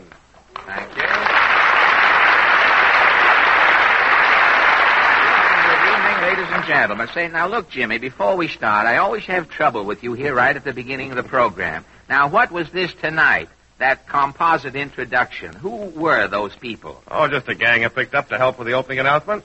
You mean I am paying that migratory ensemble? Yes. You owe them $3 apiece, Mr. Allen. Oh, I do. Well, who told you Well, I did it for you, Fred. You know, the old hoorah build-up. It makes the show sound big. And here he is, Fred Allen, in person. Now, wait a minute, Kenny. Wait a minute. Now, what is this? I missed it, huh? Yeah. Don't I get my $3? Kenny, you were supposed to be in on that mass announcement? Yeah, I was an end man. Well, you certainly were at the wrong end, I might say. But I am surprised at you, Kenny Baker, a singer with your reputation, stooping to group hawking to pick up a paltry $3. Well, it's your fault, F.A. My fault? How? Last week, you made me make a resolution not to take a raise this year. So? I gotta pick up a little chicken feed some way. The tenor is jesting. The tenor is hungry. Well, all right, Kenny. If you want $3 so badly, I tell you what I'll do. I'll give you a chance to earn it. Now, there's a spot for you. There's a spot for you in the sketch tonight, if you can act. If I can act? Why, they used to call me the Orson Welles of the Boy Scouts Drama and Wigwag Club. They did? The Boy Scouts Sure. Drama and Wigwag Club, huh? Well, what plays were you ever in? Mostly Shakespeare stuff. You know, Merchant of Venison, All's Well That Ends Much Ado About. Well, I know, but that's a different type of acting. That's all light miming, Kenny. Now, the acting in this sketch tonight runs the gamut of emotion. Oh, I can do it, F.A. I'll give you an audition. Well, all right, then. Now, look, here's a line from the sketch. You are supposed to be a cowboy, and you meet another cowboy, you know, just riding along. You meet this other cowboy, and you say, I just rode in from Tombstone Gulch. Now, read it. I just rode in from Tombstone Gulch. Very good. Now, we'll try it a little in a little different way. Now, let's say we want to test your emotional capacity here. Now, let's say there has been a killing in Tombstone Gulch. You run 200 miles into town. You stagger up to the sheriff to report this killing. How do you read the line? I just rode in from Tombstone Gulch, Sheriff. Not quite after running 200 miles, Kenny. Now, look, try and put something into it this time. We'll make it even more dramatic. You are mortally wounded. An Indian has looked out from behind a totem pole and shot you through the heart with a poisoned dart. Your dying words are... I just rode in from Tombstone Gulch, Sheriff. No, Kenny, you won't do, I'm afraid. Well, how about if I use a dialect, F.A.? I'm great on Spanish. Well, maybe that will help, Kenny. Now, let's have that same line in Spanish dialect. I just rode in from Tombstone Gulch, senor. Very, very good. Words cannot describe how I feel about your reading. And as we leave Kenny to perfect his dramatic technique, we turn with relief to the latest news of the week. The Texaco News presents its highlight from the world of news. New York City, New York. Worst fog in New York City history blankets the city for 4 days, slowing down highway traffic, endangering navigation, and causing an estimated $1 million loss to airlines. To check on effects of fog in local area, Texaco News interviews several fog victims to bring you their unusual stories. First, however, let us hear from weather expert Fielding Slush. What branch of weather service do you specialize in, Fielding? Well, I'm on the staff of a certain soft drink company. In what capacity? I am vice president in full charge of barometric prognostication. But what does a soft drink company need with a weather expert? Well, have you seen the big Coca-Cola sign at 60th Street, you know, the one that forecasts the weather? Oh, yes, the neon lights up at night, fair, cold, rain, warmer, like that. Well, I am the man behind that neon. You must be cramped for space when you get there. Well, tell me, Fielding, did this recent fog bother your Coca-Cola sign? Oh, the fog was terrible. No one could read my prognostication on the sign on account of the fog. What did your sign say? Fog. Really?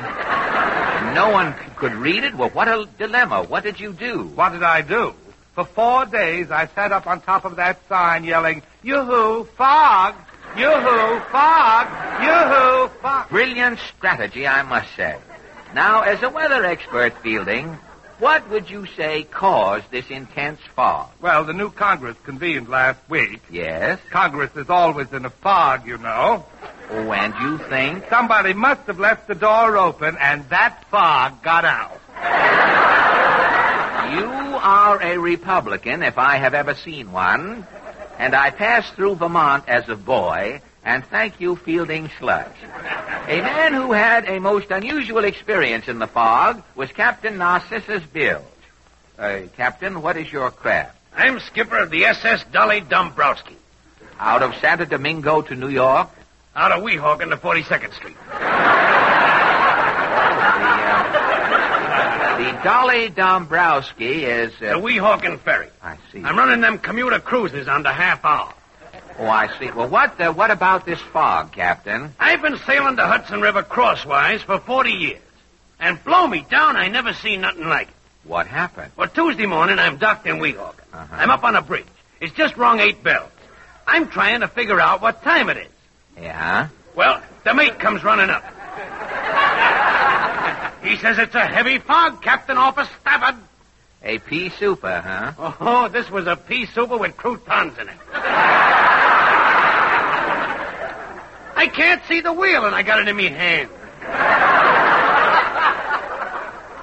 And in this terrible fog, you sailed for New York regardless? What can I do? It's a tradition of the sea. I gotta make 42nd Street. But if you couldn't see anything... I'm sailing from memory. I set me course. I ought to be there in 12 minutes. Yes? The Dolly Dombrowski's creeping along. I'm blowing the foghorn. I'm watching the clock. Yes? At the end of 12 minutes, if I feel a bump, I'll know it's 42nd Street. And? The 12 minutes is up. I don't feel no bump. Yes? 14 minutes. I don't feel no bump. The Dolly Dombrowski's creeping along. Yes? 17 minutes. I don't feel no bump. What did you do? I pulled tree blasts on me foghorn. Yes? And I hear a voice yell, "Hey, you pull over to the kite."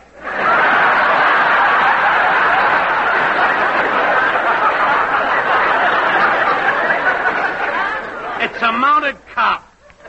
A mounted cop in the Hudson River? What river? The Dolly Dombrowski's at the corner of 33rd and Broadway. Well, what did you... The cop says, "What are you doing with this frigate in traffic?" He's fixing to give me a ticket. I think fast. I talk him out of it. Well, how could you account for being in the middle of Broadway in a ferry boat? I says to the cop, "Which way did the Macy Parade go?" And the cop? He says, "They went that way. What kept you?" A stoker. And thank you, Captain. A young lady who lost her job on account of the fog was Sappho McGuire. What was your job, Sappho? I was hostess at Coconut Charlie's. Coconut Charlie's? What is that? It's like Sloppy Joe's, only with coconuts. Oh. It's one of those open-air drink emporiums. Yeah, I'd slink around the counter wearing a sarong. And what were your duties? When a customer come in, I'd slink over, give him a glass of coconut milk. Yeah? Then I'd take me mallet, whap open the coconut, and pass him the inside. It's got vitamins in it. Really? Well, tell me, what about the fog? Well, it's a busy day. I'm slinking and passing and whapping, going along like always. Uh-huh. All of a sudden, it's foggy. I can't see nothing. Well, did it slow up business? Nah, voices is coming out of the fog. I'm slinking and passing out coconut milk. Yeah? Then I'm stealing around on the counter, whapping a coconut, handing out the inside. And all the time the fog keeps getting white. Then it happens. Then what happened? Well, I'm slinking and whapping and passing. I rolls out a coconut. Yeah? I can't see it in the fog, but it feels like a beauty. The hair is long and silky. Uh-huh. I pick up my mallet and whack it. Bang! There's a thud. I light a match, and what's on the floor? What? Coconut Charlie. He's out like a light. You mean his head? Charlie's coconut was on the counter, and I whacked it. And you got fired? Yeah. Well, what are you doing today? I'm with a burlesque show. The work is easier. Well, how do you mean? Well, I'm still slinking, but I ain't whapping and passing. Well, watch out for my coconut on the runway. And thank you, Sappho McGuire. A gentleman who had a most unique experience in the recent fog was Mott Murtry. You had a difficult time in the fog, Mott. Don't mention fog to me. Well, why not? I got pneumonia, chilblains, beat up, and a $10 fine. Out of the fog? Wasn't out of a clear sky, brother. Well, how did it happen? Well, confidentially, I'm a dipsomaniac. Well, you don't look like a drinking man, Mott. Well, I fool everybody. It's 'cause I don't stagger, and I ain't got no veins in me nose. No veins in your nose? No. They must have give up and went back into me head. No doubt. Well, you seem sober now. Oh, yeah.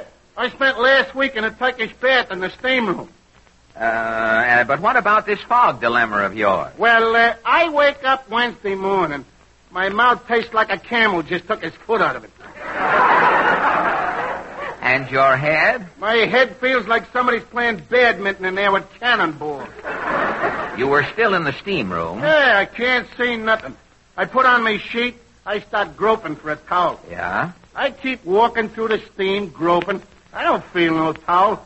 Seems like I'm walking for miles. Yeah? Finally, I feel a towel. I start wiping my face. The next thing I know, sheet and all, boom, I'm in the patrol.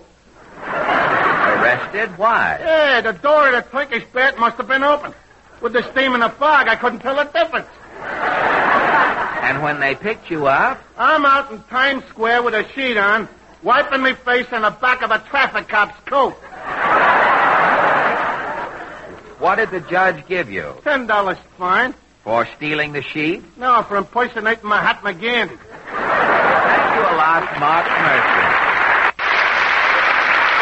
And now, ladies and gentlemen, Kenny Baker, a young man who is always in a fog, emerges from it long enough to sing for you, You Walk By.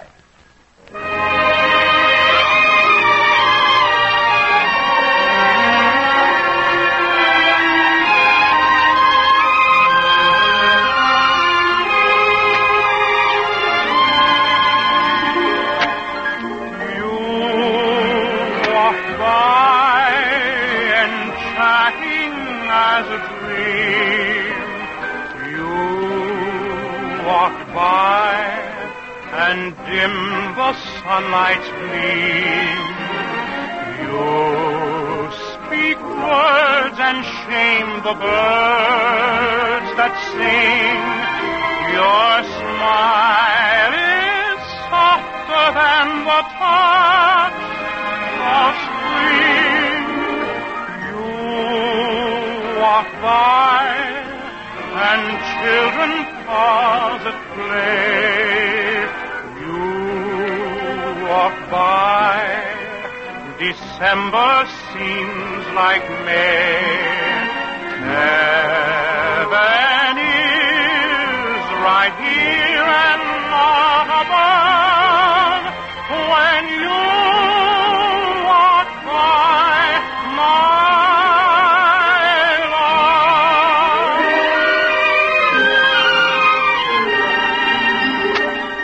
Magicians can make things disappear or pull a rabbit out of a hat. But your loveliness, my dear, does greater things. van by.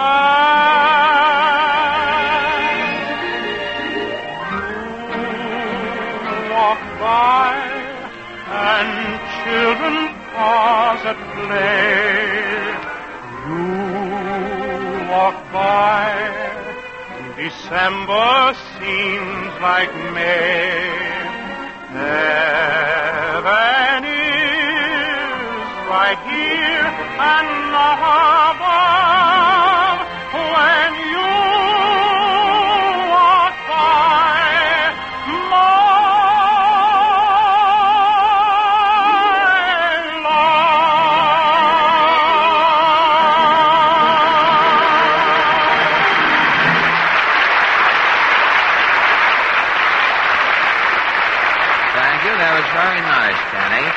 Oh, say, Fred, excuse me. Did you drop this cigar out of your pocket? Oh, the cigar? Yes, thanks, Larry. Say, I'm glad you found it. This is an exploding cigar. An exploding cigar? Yes, I've got a little score to even with Jimmy Wallington, you see. So I went to Al Goodman's brother-in-law, and I bought this El Bango. Now, I'm going to give it to Jimmy right now. You stick around.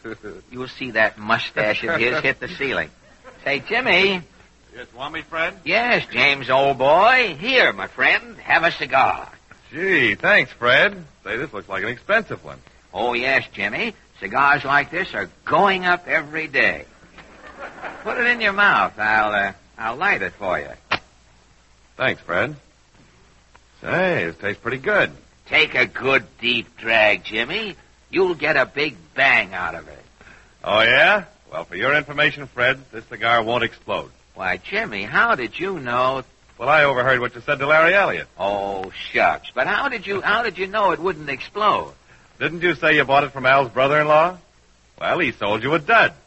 Thanks for the smoke and the object lesson. What object lesson? Well, an exploding cigar that won't explode is a dud, Fred. Just like the duds in gasoline, those useless slow-action elements that won't go off. And duds are not only a drag on your engine these cold mornings, they can be a drain on your battery, too. Remember, for a quick start, you depend on just a few ounces of chilled gasoline in your carburetor.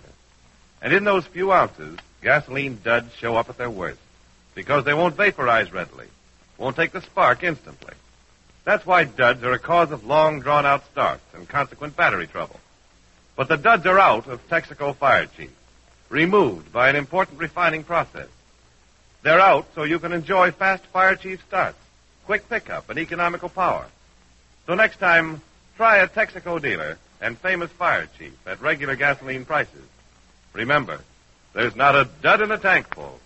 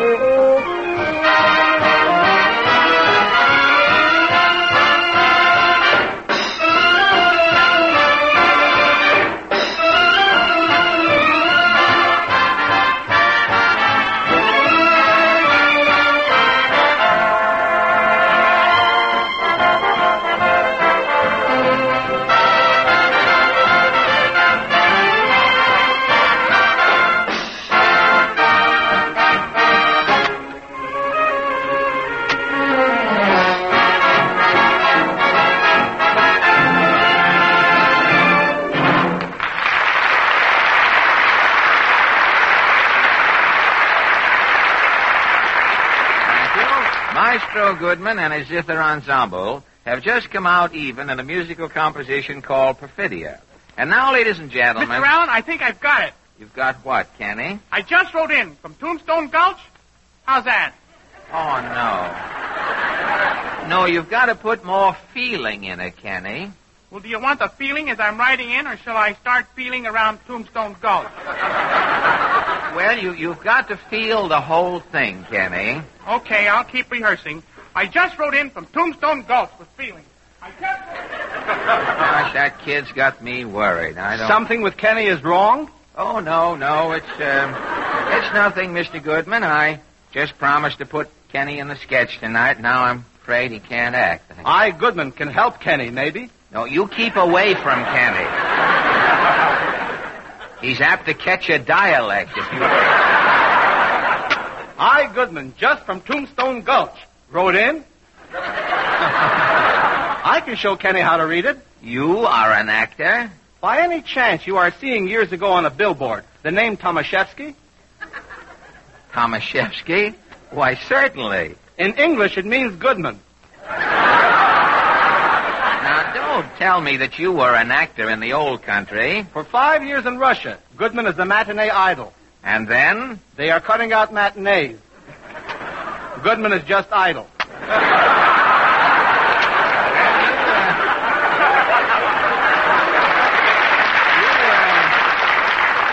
Well, you want more money now. You get applause on it. First thing you know, you give up music altogether. Well, you go over now and see. How did that line go again? Just from Tombstone Gulch. Could you read it over again to make sure? I, Goodman, just wrote in from Tombstone Gulch. Well, you go over and show Kenny how to do it. What I go through on this program... I just wrote in from Tombstone Gulch.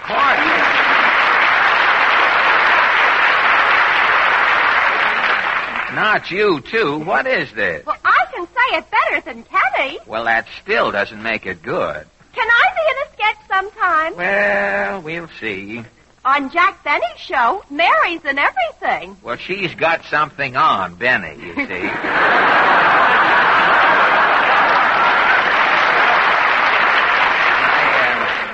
I lead a good, clean life. And poor Dennis Day. Jack makes him see Love Thy Neighbor every day. Why, Benny makes everybody on his program see his pictures every day. It's compulsory? Oh, yes. You know, when Benny makes a picture, he gets paid in tickets. And, of course,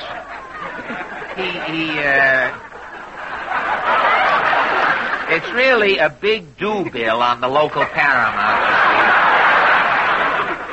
And he tears it up into little pieces that become tickets, you see. And this is all he gets for making the picture, these tickets, and he pays off his cast, you see, on the program in tickets. So where can Dennis go if he's using Paramount tickets for money? To the Paramount. Correct. Now, what about our guest tonight? He's a smokestack watcher. What is a smokestack watcher? He's a man who watches smokestacks. What kind of a profession is that? You'll have to ask our guest. Mr. Allen, meet Mr. Patrick Brennan. Well, good evening, Mr. Brennan. Good evening, Mr. Allen. Portland's explanation of your profession has left me a little bewildered, Mr. Brennan. Now, just what is it you do for a living? I watch stacks, Mr. Adams. You watch stacks. Well, I must say that is a most unusual occupation. May I ask what company employs you in this odd capacity? I work for the Consolidated Edison Company of New York. And you watch the stacks in case any smoke comes out? That's right. In other words, Mr. Brennan, you are in the coke and soot business.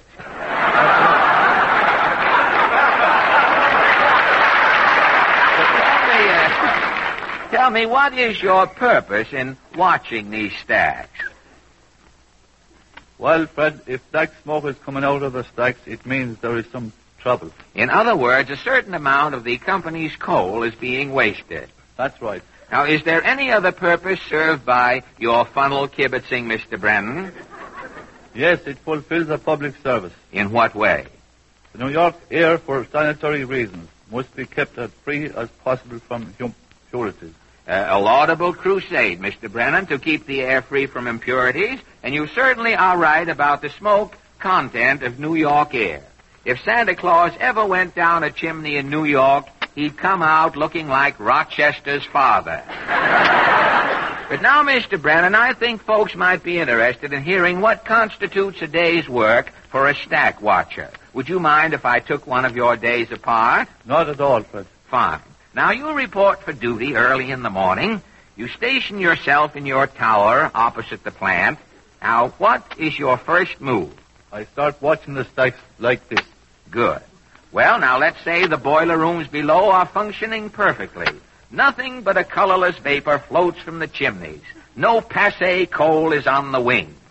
Things continue to run smoothly for an hour or two. Now, what do? I just keep watching the stacks.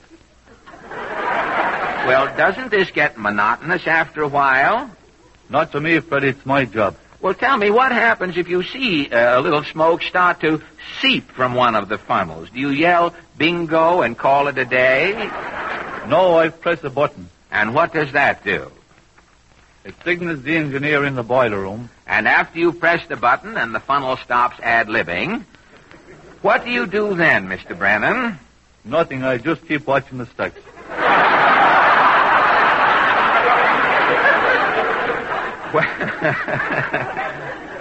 Well, working on a job like yours hasn't given you a one-stack mind by any chance, has it? No, Fred. We have 4 stacks at our plant. Oh, I'm sorry. I'm very sorry. I underestimated the thing. Well, now, during an average 8-hour day, about how many times will you have to signal the engineer?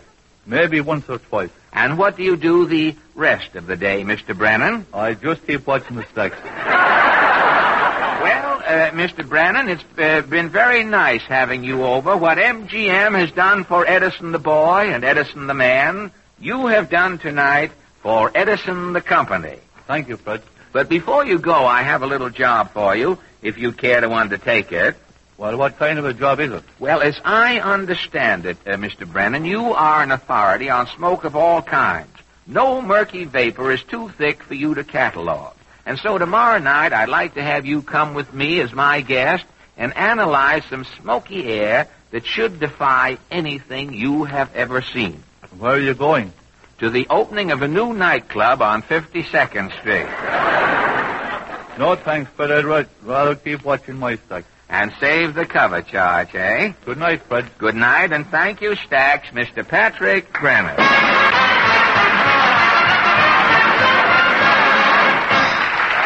ladies and gentlemen, the Martins rehearse a number for their Roxy Theater debut tomorrow. It's called The Story of a Haunt.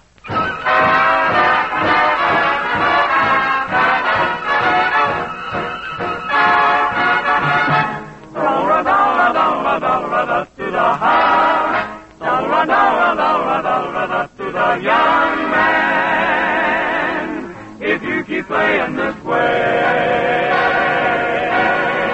you'll blow your brittle world to bits of glass, change your horn to a thing of twisted grass.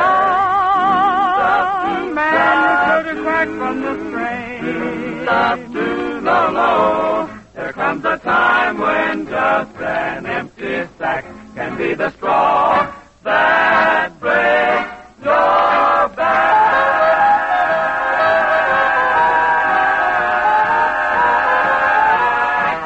Lord only knows just why he was born. No time to learn how to read or write. He sleeps all day, but he plays all night. He's that young man with a horn.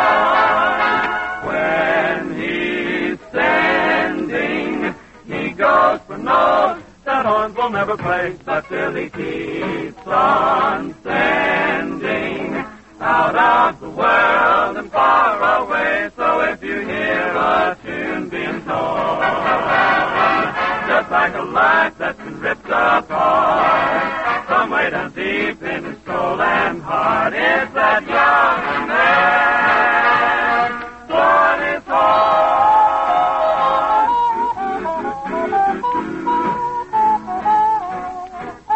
Do-do-do.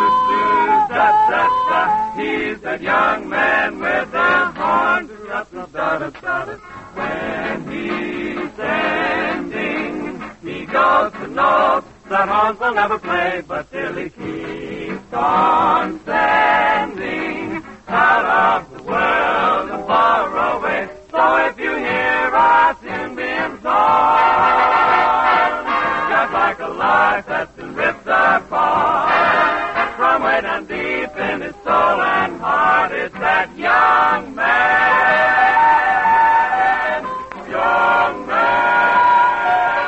blowing his horn.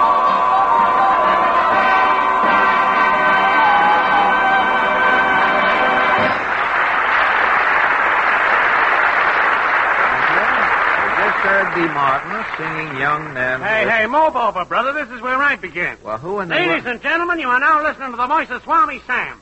Swami Sam, the smartest spiritualist, psychic, and soothsayer this side of Siam. Just a minute, Sam. Quiet, Bud. You're interrupting my commercial. What commercial? Well, I'm advertising my fortune-telling service for motorists. For a small fee, me and the spirits will sit in your front seat and help you with your driving problem. What driving problem? Well, supposing your windshield gets so spotty you can't see through it. I gaze into my crystal ball, and I tell you what lies ahead. Now, if you worry about your antifreeze, I'll go right down... I'm sorry, Sam, but the motoring public isn't interested in your crystal gazing. And Jimmy Wallington here will tell you why. Tell Swami, Jimmy. It's true that there are always a lot of little driving problems that crop up in winter weather. Windshields seem to be forever getting spotted and grimy.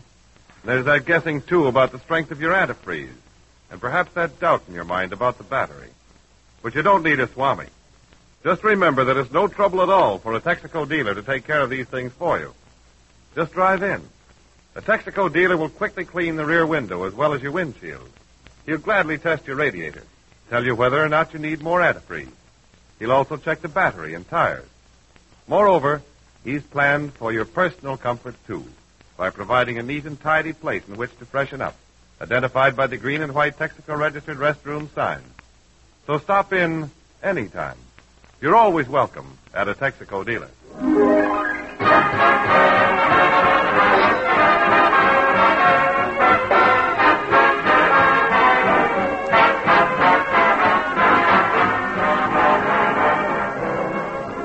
The Texaco Star Theater continues immediately after a short pause for your station identification.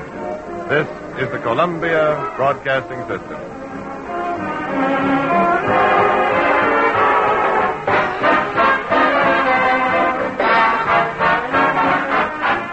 WABC, New York.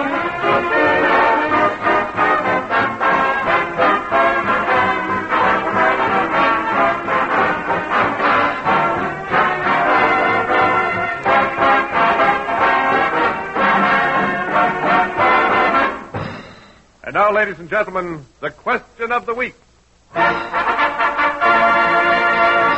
This is Mr. and Mrs. Average Man's Roundtable, where three persons selected from our studio audience are invited to give their opinions on a question that concerns some unimportant issue of the day.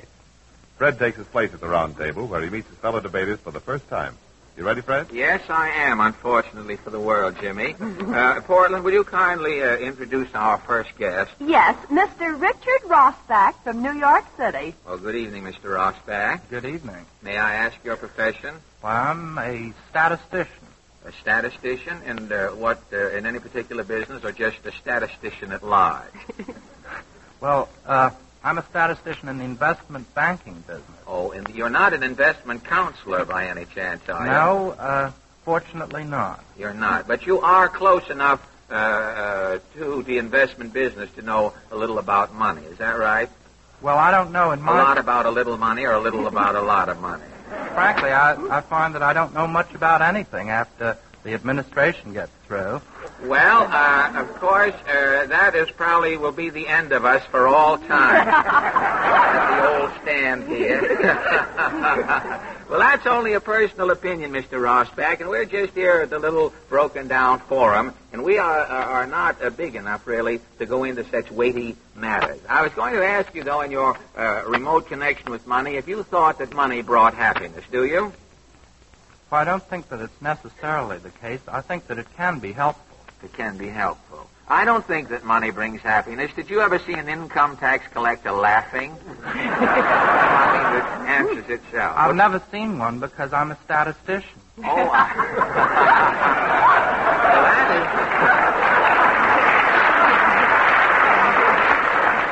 that is very good, Mr. Rossback. You can keep your chart clear until one shows up, which I'm sure one will shortly. And now, Portland. Mrs. Stella Powers from New York City. Good evening, Mrs. Powers. Good evening. It's not Stella, but it's Bertine. I like it better. Bertine? Yes. Well, you wouldn't care to appear semi-incognito on this program, would you? No, not at all. It's Mrs. Bertine Powers, Yes, is it?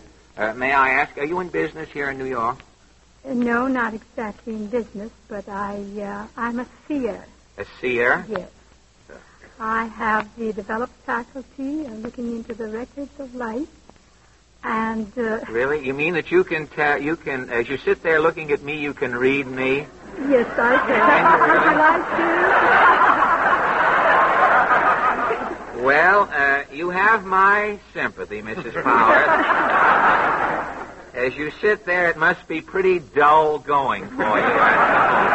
Not at all. But, I mean, you really can. You can tell people's futures and things like that. Well, I can detect cause. Oh, can you? And effect. Oh, well, I would like to speak to you briefly after the program, if you don't mind. Get into a huddle. Well, thank you, Mrs. Powers. And now, Portland. Mr. Og Fitzgerald from Larchmont, New York. Well, good evening, Mr. Fitzgerald. Hello, Fred. Is Og your right name? Some people think it's a noise, but it's the name. Oh. Og is an unusual name, isn't it? That's my mother's maiden name. Og. Her first name? That's a Gaelic... No, that's family name. Oh, a family name. A Gaelic word meaning young or the younger. Oh, I see. You're leading an Og's life, and... Yeah. Well, I'm sorry I haven't time to go into that, Mr. Fitzgerald. That's a good thing, yeah. Well, I mean...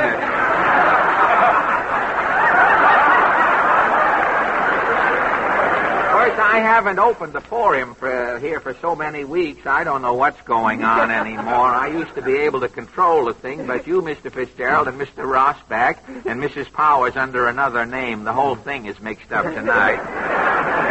We'll go right ahead then. Yes, we will. There's not much left to go ahead on confidentially, but we'll go ahead part of the way. That seems to bring us to our question, and tonight we take up a bit of marital trivia that has caused a million squabbles in a million homes. In a recent divorce case, the wife said that all of the trouble had originally started at the breakfast table. The husband insisted on reading the morning paper during breakfast and ignoring his wife.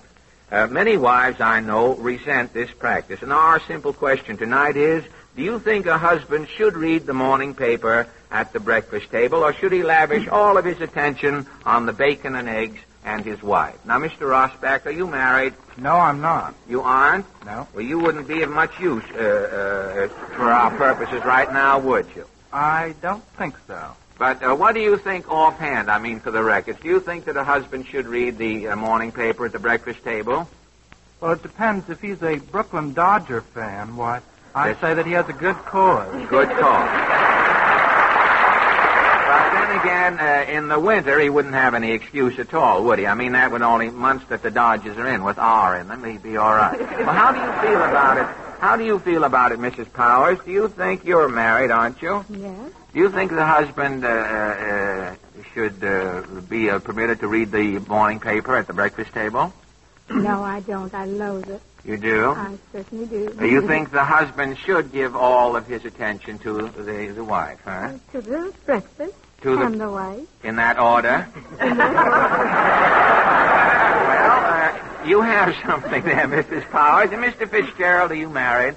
Yes, sir. Do you read the morning paper at your breakfast table? Well, being a newspaperman all my life, I would if I wasn't a mile from the station. Oh, you use that mile to read and keep peace in the household, is that? No, I get the paper when I get over to the train. Oh, you don't get the paper while you're at the house? No. Well, I should imagine that would be a dangerous practice, reading the morning paper. But apparently we're getting no place with our little forum here, and I have 12 executives waving at me here that I'm already 17 minutes late, and after... We have 18 minutes yet here. Well, I know, but not for this.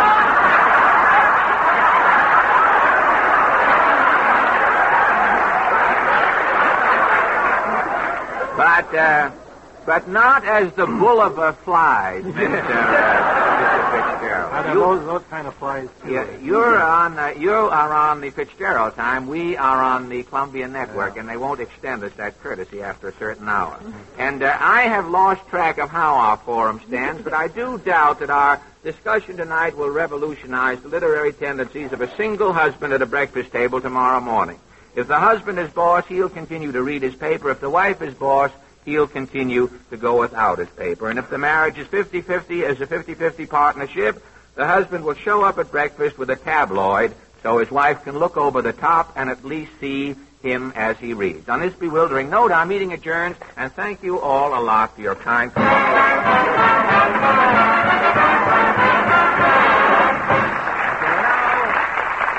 Kenny Baker. I just wrote in from Tombstone Golf. No, not yet, Kenny. This is your song. What is it again? Oh, Beautiful Dreamer. Could we trouble you, Mr. Goodman?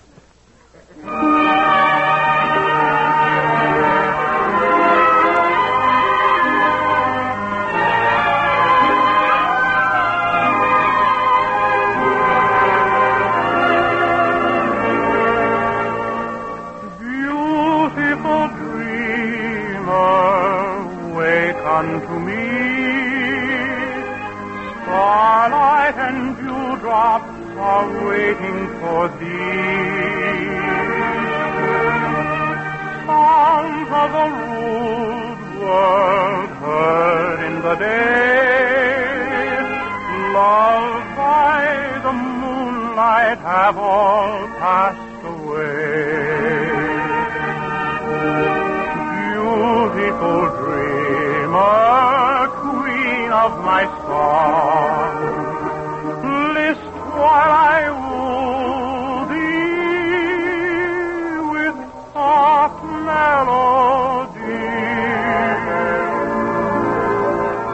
Gone are the cares of life's busy throng.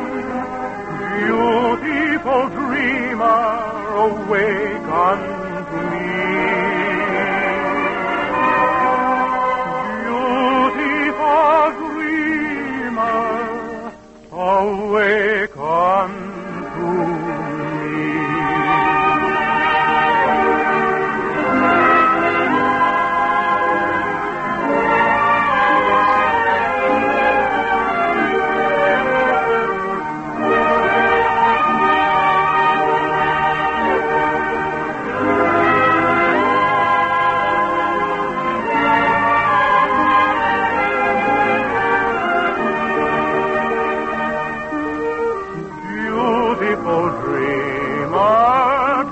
On my heart, e'en as the morn on the streamlet and sea. Then will all clouds of sorrow depart. Beautiful dreamer, awake unto me.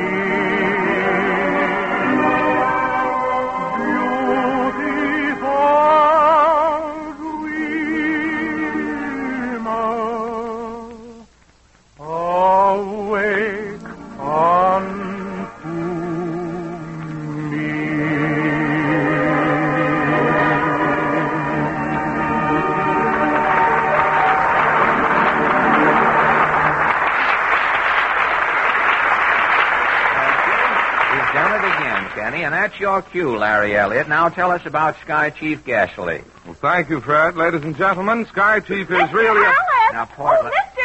Alice! Portland, please, you're interrupting Larry Elliott's dissertation here. I know, but please don't let him talk about Sky Chief tonight, Mr. Allen. Mama's listening in. Well, so what? Mama's a daredevil. If she hears Mr. Elliott say... Skay, Sky Chief makes driving seem like flying. Oh, you think she'll... Yes. Mama will fill up her car with Sky Chief and start looping the loop over fences and things. And at her age, it just isn't right. Now, wait, Portland. I wouldn't say that Sky Chief will have that effect. On the contrary, I believe it will make your mother a better, smoother driver. But how could it do that? Mama's only been driving about 5 months. Oh, it doesn't matter whether you've been driving a car for 5 months or 5 years.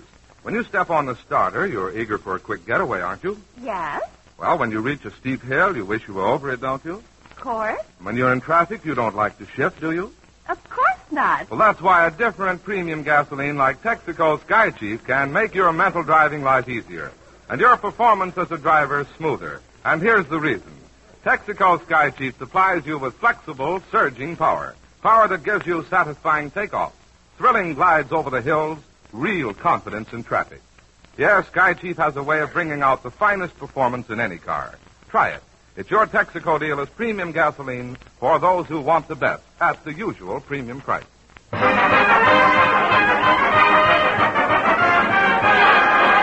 And now the Texaco workshop players, ladies and gentlemen. Tonight, this battered little covey takes cognizance of the vogue that is sweeping radio at the moment. Tonight, they turn their artistic fluoroscope on the many programs that shower money on people in their studio audiences. You have all heard these philanthropic fiestas that clutter the networks. Whisk your dial to any number. What do you hear? Hello? Hello? This is the Pot of Gold calling. Basket is on the air. Double or nothing. Take it or leave it. Here's your money, Mr. Dope. 20 crisp new $1 bills 50 go crisp to. new bills go to. 1,000 crisp new bills go to. Double or nothing. Take it or leave it. Double. Nothing. Take it. Leave it. Here's your money. Money.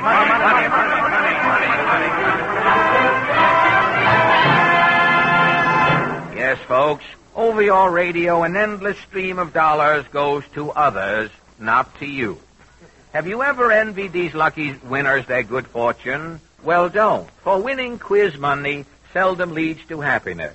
To prove our point, we bring you a sketch tonight called All Is Not Gold That Glitters, or the true story of Timken Slaw. Our hero, Timken Slaw, was a humble commuter from Nutley, New Jersey. For years, as he sped through the Holland Tunnel on the 7 a.m. bus and mulled over the quizzes he had been exposed to the night before, Timken secretly envied the lucky winners. He vowed that one day he, too, would be a quiz winner. And finally, 2 years later, his big moment arrived. And one cold winter's night, Timken Slaw found himself a contestant on Professor Diz's program. Trembling, he stepped up to the microphone and heard jolly old Professor Diz say, And here's our next contestant. Your name, please? Timken Slaw. I'm from Nutley, New Jersey. And what is your business, Mr. Slaw? I'm a kite retailer. You sell kites retail? No. If the tail comes off your kite, I retail it. Oh. I see. Well, here is your question, Mr. Slaw. Who is the only president of the United States ever to be elected for a third term? President, third term? Gee, that's a sticker. Oh, come. Come, Mr. Slaw, that's not too hard. I'll give you a hint. The initials are FD. FD. Father Divine? No, FDR. It's Franklin D. Roosevelt. That is correct. Absolutely correct.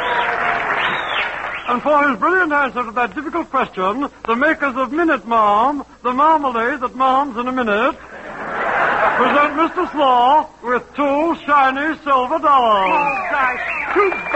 I did it. Yes, Timken Slaw had did it. Clutching his newfound wealth to his little chicken breast, Timken reeled into an orange Julius stand on Broadway. Here he toasted himself with a double orange Julius straight. But as Timken sipped his yokel zombie and waited for the owl bus back to Nutley, word of his good fortune was spreading like wildfire through the town. Mr. Blab, the Nutley Big Mouth, said to his wife, Did you hear the news, Carrie? Timken Slaw won $10 on the radio. 2 minutes later, Mrs. Blab was on the phone calling Mrs. Dow. Did you hear the news, Sarah? Timken Slaw won $50 on the radio. A man named Kelly overheard the call on his party line. A little later, Kelly walked into Nutley's leading saloon and yelled, Hey, did you hear the news, fellas? Timken Slow won $200 on the radio. Yes, and the news kept spreading until it reached Nutley's radio station. A few minutes later, over Nutley's powerful 75-watter, came this message. Flash, Nutley's leading citizen, Timken Slaw, has just won $500 on the radio in New York. Congratulations, Timken Slaw. Meantime, totally unaware of the furor his prize-winning escapade had aroused, Timken Slaw, reeking of Orange Julius fumes, arrives home to be greeted by his wife. Hello, Lydia. Timken, you darling. I've been waiting for you. What are all these bundles, Lydia? A new fur coat for me, set of golf clubs for you, a new windbreaker for Grandma, and I made a down payment on a second-hand car. But, Lydia, this extravagance, what does it mean? Extravagance? Why, Timken, we still have $400 left. You won $1,000. $1,000? I only won $2. Timken Slaw, you're lying to me. No, I'm not. Oh, yes, you are. Now that you're rich, you want to throw me aside like an old union suit. Oh, honestly. I only won $2. You can ask Professor Diz. Don't lie, you gigolo. You're going to spend that money on another woman. But I don't know any other woman, except Mama. Gee, Lydia. Oh, don't worry. False, Timken. I won't stand in your way. Lydia, take off your gaiters. Where are you going? To the Goodwill Court. Goodbye. But fortunately, Lydia never got to the Goodwill Court. Timken hurried after Lydia and intercepted her before she could even reach We the People. Domestic peace was finally restored, and the following morning, Timken caught the early bus and went to work as usual. He had just punched the time clock a nasty uppercut when the boss, Mr. Otis, sent for him. Timken sensing a raise, entered Mr. Otis's office. You sent for me, boss? Yes, Slaw. Before you get away, I want to say goodbye. Goodbye? I'm not going anyplace, Mr. Otis. Don't tell me you're going to keep working in this dump after winning $5,000. But, Mr. Otis, I only won $2. All you rich are the same, hushing up your wealth. No, honest. Well, goodbye, Slaw. You mean I'm fired? Oh, pish-tush, Slaw, not fired. You've merely outgrown the organization. Well, goodbye, Slaw. Drop me a postcard from Palm Beach. Palm Beach? I can't even get back to Nutley. And so our lucky quiz winner, jobless and frustrated, hitchhiked his forlorn way back to Nutley. As he wearily opened the front door of the modest Slaw home and wondered how he could break the sad news to his wife, Timken noticed a sinister fellow lurking in the foyer. As Timken closed the door, he addressed the sinister stranger. Are you looking for someone, sir? Is your name Timken Slaw? Yes, sir. I'm in the income tax department. The income tax? Yeah, you won $50,000. Uncle Sam wants his cut. $50,000? I only won $2. Evading your income tax, eh? You're coming with me. Coming where? I'm taking you to Hal. Hal Ickes? No, Alcatraz. Let's go. For many months, Timken, the lucky quiz winner, languished in jail. Finally, his time served, the ball and chain were removed from Timken's leg, and he was free. As the next jailbird, Timken found himself wifeless, jobless, friendless, penniless, and alone. Sinking lower and lower, he cursed the $2 quiz prize that had started his downfall. One day, as Timken shuffled along the Bowery, in his tattered Norfolk jacket, wearing a brisk north wind for underwear, Timken saw a crowd of beaten men milling around the front of a cheap hotel.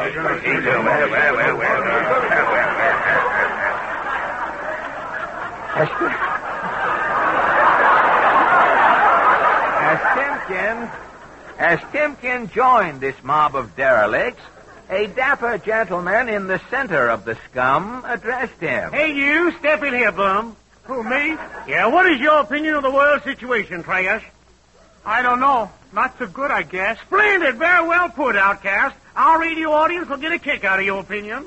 Radio audience? Is this a broadcast? This is the Vox Drop program, Bum. We're broadcasting from Happy Honeyman's Flop House right now. What's your name, Fleabait? Timken Slaw. Ladies and gentlemen of the radio audience, for his brilliant answer to our box drop question, Timken Slaw gets 2 shiny silver dollars. Oh, no, not that. Anything but that. A bum refusing money? Oh, I have my reasons, sir. Quit kidding. You won these here $2. Here, I'll put them in your pocket. Oh, no. Rather than that, I'll end it all. Hey, come out of that shooting gallery. Put down that gun. Goodbye, cruel world. Oh. Hey, speak to me, Bud. Speak to me. Why wouldn't you take the $2? I'm not going through all that again. Better death than be a quiz winner. Oh.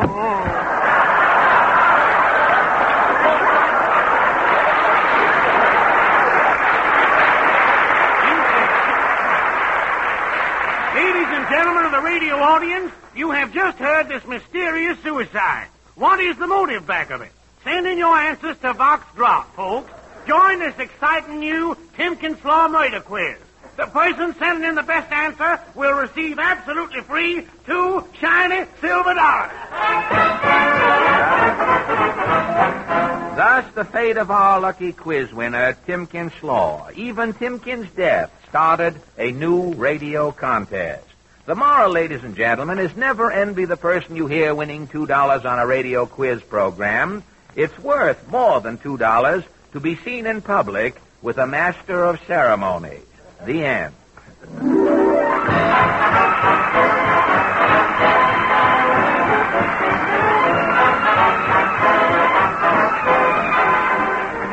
And now from Mr. Larry Elliott, a message of importance to the music lovers of this entire Western Hemisphere. Each week, millions of radio listeners in the United States, Canada, and by shortwave to all of Latin America are guests of the Texas Company during the Saturday afternoon broadcast of the Metropolitan Opera Company. This week, you are invited to hear the 6th Saturday matinee of the season, Verdi's popular Il Trovatore, beloved for such favorite melodies as the Anvil Chorus and the Miserere. The Texas Company also invites you to enjoy, during intermissions, several interesting features, including the Opera Question Forum, with noted musical authorities, with Mr. Milton Cross as Master of Ceremonies, and curtain talks on our American way of living by distinguished guest speakers. The broadcast is heard over another network of 208 stations this Saturday, January 11th. Consult your newspaper for time and station. Well, thank you, Larry, and thank you, ladies and gentlemen, for joining us tonight. And don't forget, next Wednesday evening, the Texaco Star Theater brings you skiing information. When I feel myself falling on skis, what should I do? Don't worry, lady. You'll do it. Your song of the week. Well, wake up, John Charles. What about your song? I ain't singing nothing on the radio till me lawyer gets here. I understand. And our guest will be Nelson Elliskew, the dog caterer. And music.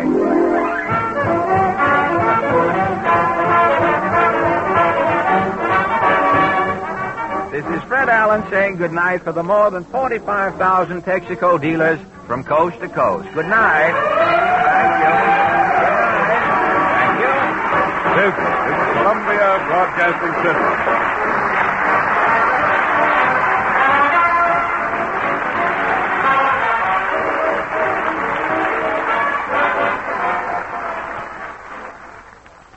Hey guys, if you are fascinated by the 1930s and 1940s and are interested in learning a little bit about what was going on with the headline in the thumbnail to this video, check out our other channel, the World War II newspaper channel.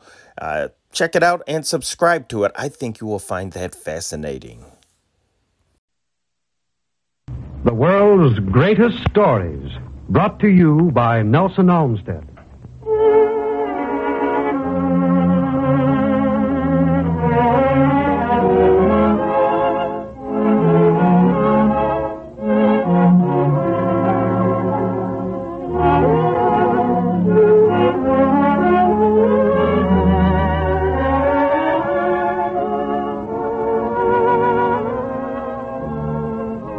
Millions of stories have been told, but some of them, by virtue of their intense dramatic power, will live forever. Nelson Olmsted offers something new in fine entertainment, bringing you his unusual presentations of the finest fiction in the world of literature. Tonight you will hear such a story as Nelson Olmsted brings you Moonlight, a masterful narrative by Guy de Maupassant.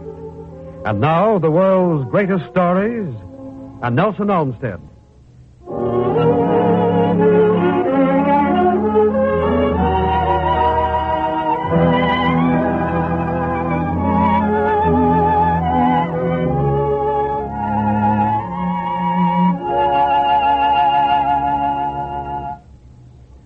The Abbé Marignan bore worthily his martial name. He was a tall, thin priest, fanatical, and with a soul always exalted but just. All his beliefs were fixed, with never a doubt or wavering. He imagined sincerely that he knew his God, that he was able to penetrate his designs, his wishes, his intentions. And when he promenaded with great strides in the alley of his little country presbytery, sometimes a question formed itself inside his mind. Why has God done that? And he sought to know the reason obstinately, taking in his thought the place of God. And almost always he found it. It was not he, then, who would have murmured in a transport of pious humility, "Lord, thy designs are impenetrable." He said to himself, "I am God's servant. I have to know his reasons for acting, and to divine them if I do not know them." Everything in nature seemed to him created with an absolute and admirable logic. The wherefore and the because always balanced themselves. The dawns were made in order to render joyous the awakenings, the days to ripen the harvests, the rains to water them, the evenings to prepare for slumber, and the somber night for sleep. But the Abbé hated woman. He hated her unconsciously, and he despised her by instinct. Often he repeated the words of Christ, "Woman, what have I to do with thee?" And he added, one would say that God himself was dissatisfied with the work of his hands. Woman was indeed to him the child in 12 times impure of whom the poet speaks. She was the temptress who had ruined the first man and who continued her work of destruction, a feeble, dangerous, mysteriously troubling creature. And even more than her body of perdition, he hated her loving soul. Often he'd felt the tenderness of woman attached to himself, and although he knew himself unassailable, he became exasperated at this need of loving which trembles always in their hearts. God, in this good priest's opinion, had created woman only in order to try man and to prove him. One should approach her only with defensive precautions and the fear one has of a snare. She was indeed the perfect image of a snare, with her arms extended and her lips open toward man. The Abbé Marignan had a niece who lived with her mother in the small house near the presbytery. He was desperately bent on making a sister of charity of her. She was pretty, light-headed, and impertinent. When the Abbé rebuked her, she laughed. And when he grew vexed, she embraced him vehemently, pressing him against her heart, while he sought involuntarily to disengage himself from this embrace. Often he talked to her of God, of his God, when marching by her side through the field paths. She scarcely heard him while she looked at the sky and the grass and the flowers, with a sheer happiness of living that mirrored itself in her eyes. Sometimes she darted forward to catch a butterfly, and cried in bringing it back in triumph, "Look, Uncle, how pretty it is. I'd like to kiss it." And this need of kissing something, bees or lilac flowers, disturbed, irritated, and angered the good priest, who found in all this the same ineradicable tenderness which germs eternally in the hearts of women. Now, one day the sexton's wife, who kept house for the priest, informed him with much precaution that his niece was in love. He was terribly shocked, and he stood silent, almost suffocated with emotion, his face covered with soap, for he was in the act of shaving. When he'd somewhat recovered himself and was able to reflect, he cried, "It's not true. You lie, Melanie." The peasant woman placed her hand on her heart. "God is my judge that I do not lie, Monsieur l'Abbé. I tell you, she goes to see him every night as soon as her sister's in bed. They meet down by the river. You have only to go there between 10 o'clock and midnight." The Abbé Marignan stopped scratching his chin, and he began to march violently to and fro, as he did always in his hours of grave meditation. When he resumed shaving, he cut himself 3 times between the nose and ear. All that day he was silent, swollen with rage and resentment. To his fury as a priest against the invincible love was added the exasperation of a moral father, guardian, a shepherd of souls, deceived, robbed, tricked by a child. That egotistical resentment of parents to whom their daughter announces that without them, and in spite of them, she has chosen a husband. Well, after dining, the Abbé Marignan tried to read a little, but he was unable to settle his mind to it. He became more and more exasperated. When 10 o'clock struck, he took his cane a formidable oaken cudgel, which he carried always in his nightly walks when he went to see some sick parishioner. And he smiled as he surveyed the huge club, which he twirled in his solid fist with a menacing whirl. Then suddenly he rose and, grinding his teeth, brought it down on the chair, splitting the back. He opened the door to go out, but he stopped on the threshold, surprised by such splendor of moonlight as is rarely seen. And as he was endowed with an exalted mind, a mind such as the fathers of the church, those poetical dreamers, must have had, he felt himself suddenly distracted, moved by the grand, serene beauty of the pale night.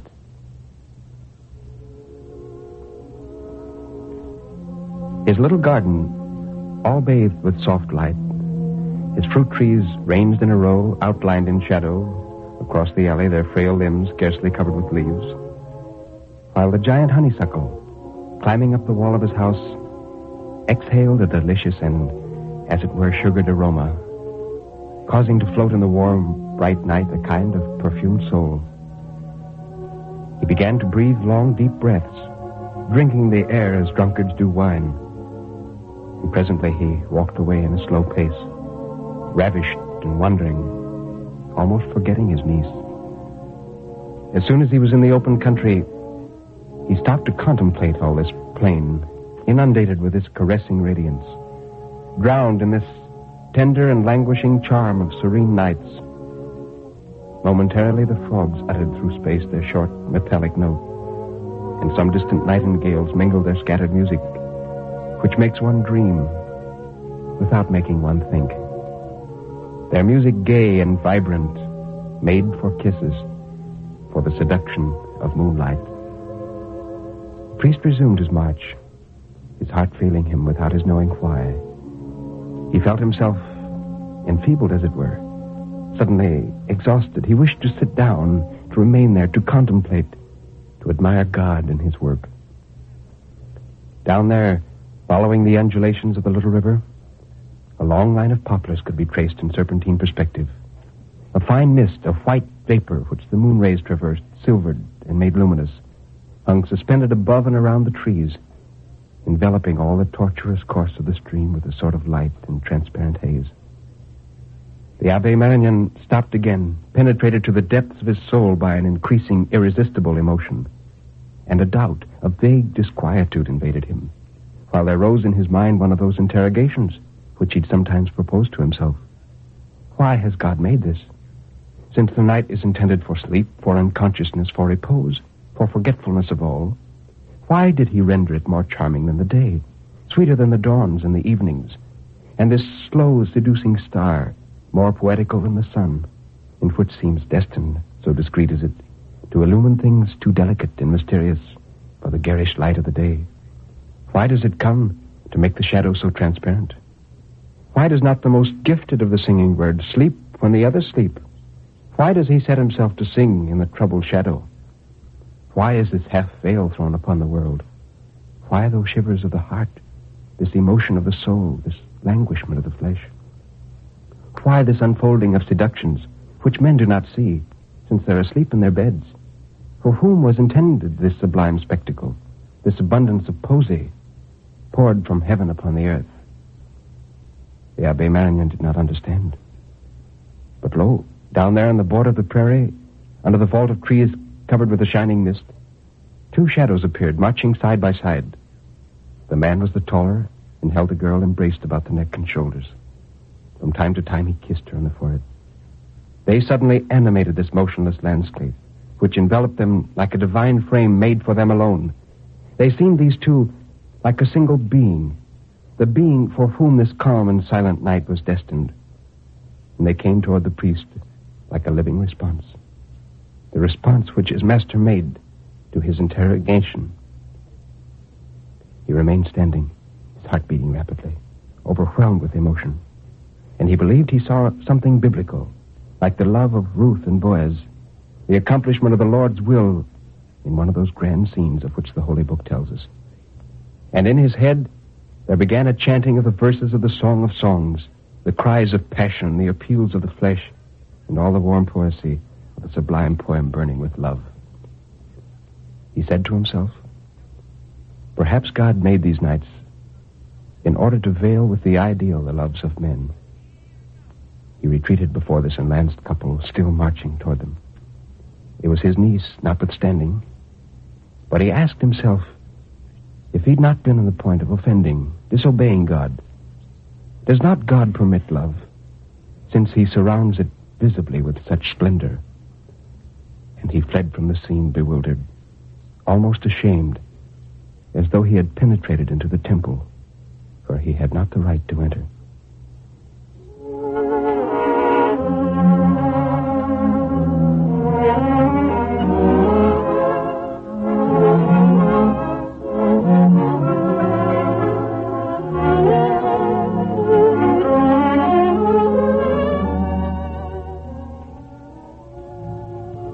You have heard the masterful prose description of Moonlight by Guy de Maupassant. And now a closing word from Nelson Olmsted.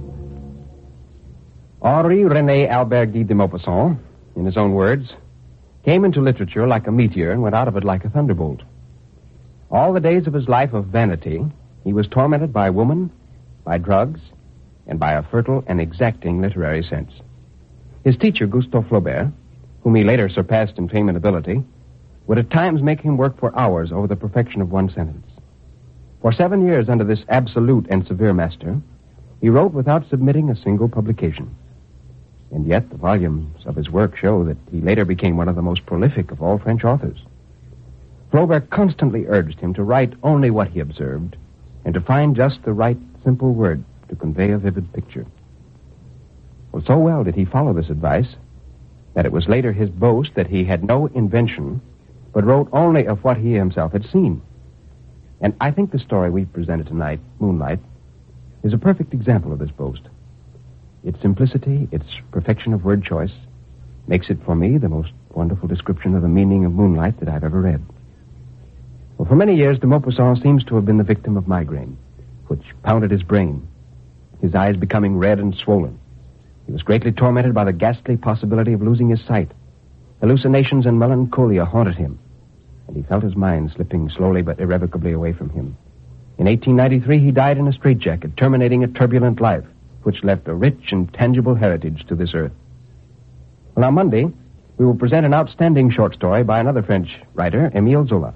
It's a spine-tingler entitled The Death of Olivier Becaille. So try to be with us. Until then, good night and good reading. NBC presents Nelson Olmsted and his world's greatest stories 3 nights each week at the same time over most of these same stations. Monday night, The Death of Olivier Becaille.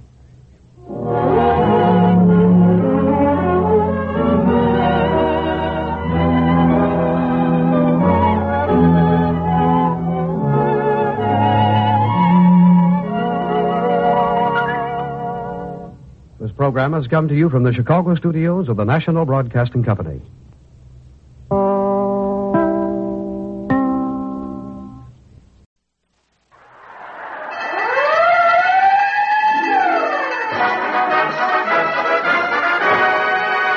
The Texaco Star Theater.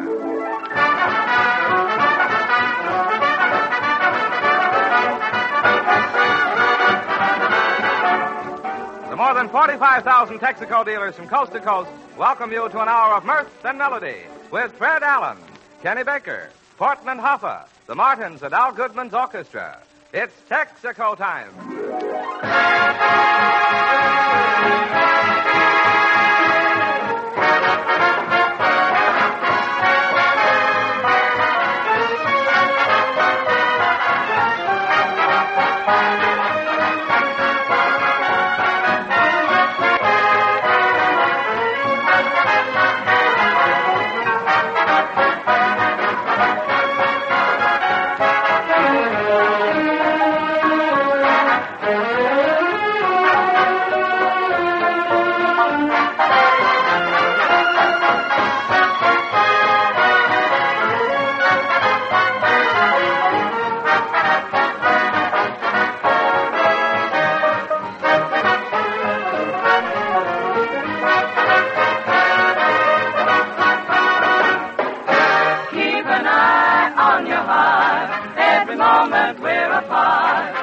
Look out when you're stepping out, you belong to me.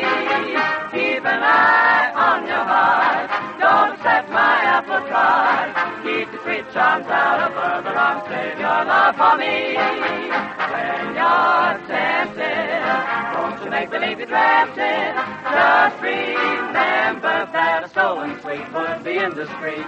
Don't go near Lover's Lane. Let that old moon shine in vain. Keep the coast clear, there's no telling you what the moonlight will start. Keep your mind on your keep a spy on your keep an eye on your heart.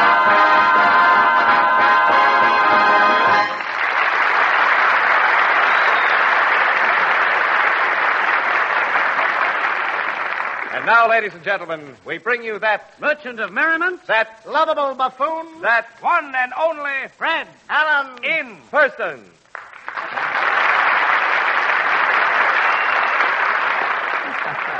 Thank you, and good evening, ladies and gentlemen. Now, look, Jimmy, before we start, always I have trouble with you when the program goes on the air. When it comes off, it's the sponsor. I mean, between the two, there are 60 minutes of entertainment. Now, but about this, what was this opening here, this composite introduction? Who were those nondescript people? Oh, it's just a gang I picked up to help with the opening announcement. You mean I am paying that migratory ensemble? Yep, you owe them $3 apiece, Mr. Allen. Oh, I do. Well, who told you? Well, I did it for you, Fred. You know, the old hoorah build-up. Makes the show sound big. Oh, and here he is, Fred Allen, in person. Now, wait a minute. Just a minute. You ought to have someone pace you into the mic from there, from that. But now, wait a minute, Kenny. What is this? I missed it, huh? Yeah. Don't I get my $3? Now, Kenny, you were supposed to be on that mass announcement? Yeah, I was the finale. Well, you certainly were. Although you played it as an intermission, I must. Well, I'm surprised at you, Kenny Baker, a singer with your reputation, stooping to group hawking to pick up a paltry $3. Well, it's your fault, F.A. My fault? How? Last week you made me make a resolution not to take a Wait raise a minute. this year. Now, wait a minute. What was that? You invented a word there. Now, last week you made me make a resolution That's good. not to take a raise this year. So? I got to pick up a little chicken feed someplace. The tenor is jesting. The tenor is hungry. All right, Kenny, if you want $3 so badly, I tell you what, I'll give you a chance to earn it. Now, there's a spot for you in the sketch tonight. A little extra part came up at the last minute due to certain conditions over which we had no control. This extra part came in there for you. Now, if you can act. If I can act? Why, they used to call me the Orson Welles of the Boy Scouts Drama and Wigwag Club. What plays were you ever in? Mostly Shakespeare stuff. Really? You know, The Merchant of Venison, All's Well That Ends Much Ado About. Well, that's all light miming, the light fantastic stuff, Kenny. Now, the acting in this sketch tonight runs the gamut of emotion. Oh, I can do it, F.A. I'll give you an audition. Well, all right. Now, we'll try, see what happens. Say, here's a line from the sketch. Now, you are supposed to be a cowboy. You meet another cowboy, and you say, I just rode in from Tombstone Gulch. Now, read it. I just rode in from Tombstone Gulch. Fine. Now, we'll try it a little different. Now, let's say there has been a killing at Tombstone Gulch. You run 200 miles into town. You stagger up to the sheriff to report the killing. How would you read the line? I just rode in from Tombstone Gulch, Sheriff. Not quite. Not after running 200 miles, Kenny. But try and put something into it this time. We'll make it even more dramatic. Put you to the test. Now, you are mortally wounded. Shot through the heart with a poison arrow. Your dying words are... I just rode in from Tombstone Gulch, Sheriff. No, I'm sorry, Kenny. You won't do. Well, how about if I use a dialect, F.A.? I'm great on Spanish. Well, maybe that will help, Kenny. Let's have that same line in Spanish dialect. I just rode in from Tombstone Gulch, senor.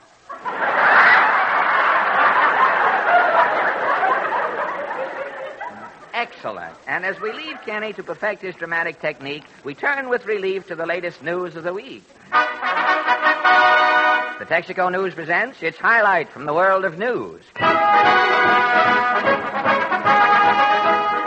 New York City, New York. Worst fog in New York history. Blanket City for 4 days, slowing down highway traffic, endangering navigation, and causing an estimated $1 million to airlines. To check on effects of the fog in local area, Texaco News interviews several fog victims to bring you their unusual stories.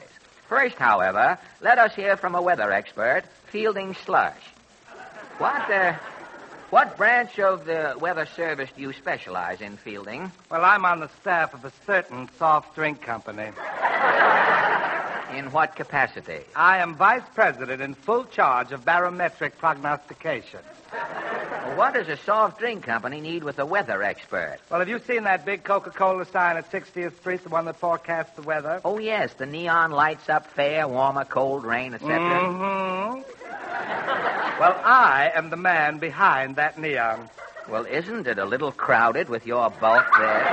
It's a big sign. But tell me, this neon business here, tell me, did this recent fog bother your Coca-Cola sign? Oh, the fog was terrible. No one could read my prognostication on the sign on account of the fog. What did your weather sign say? Fog.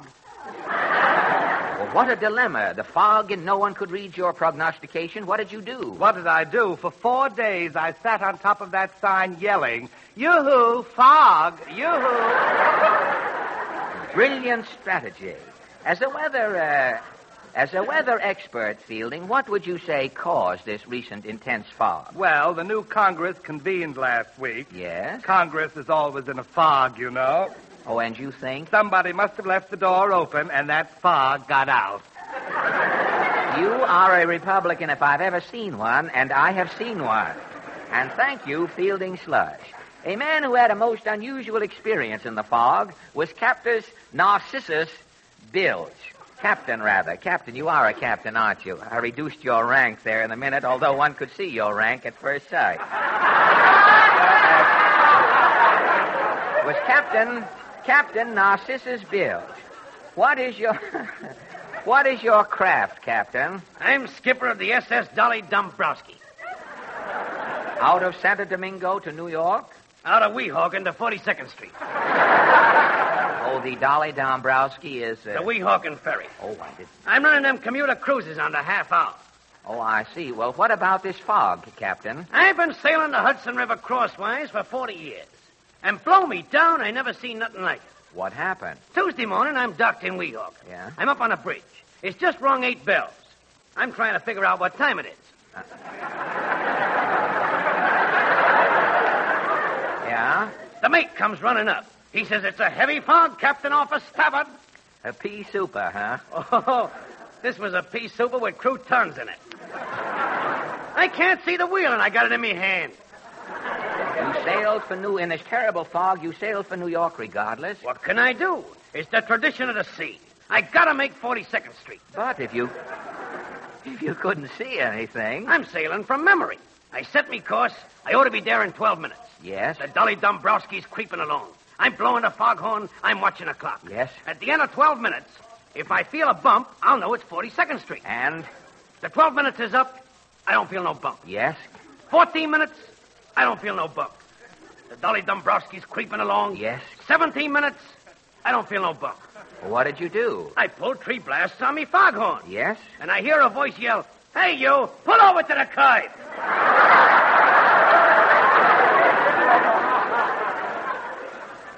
It's a mounted cop.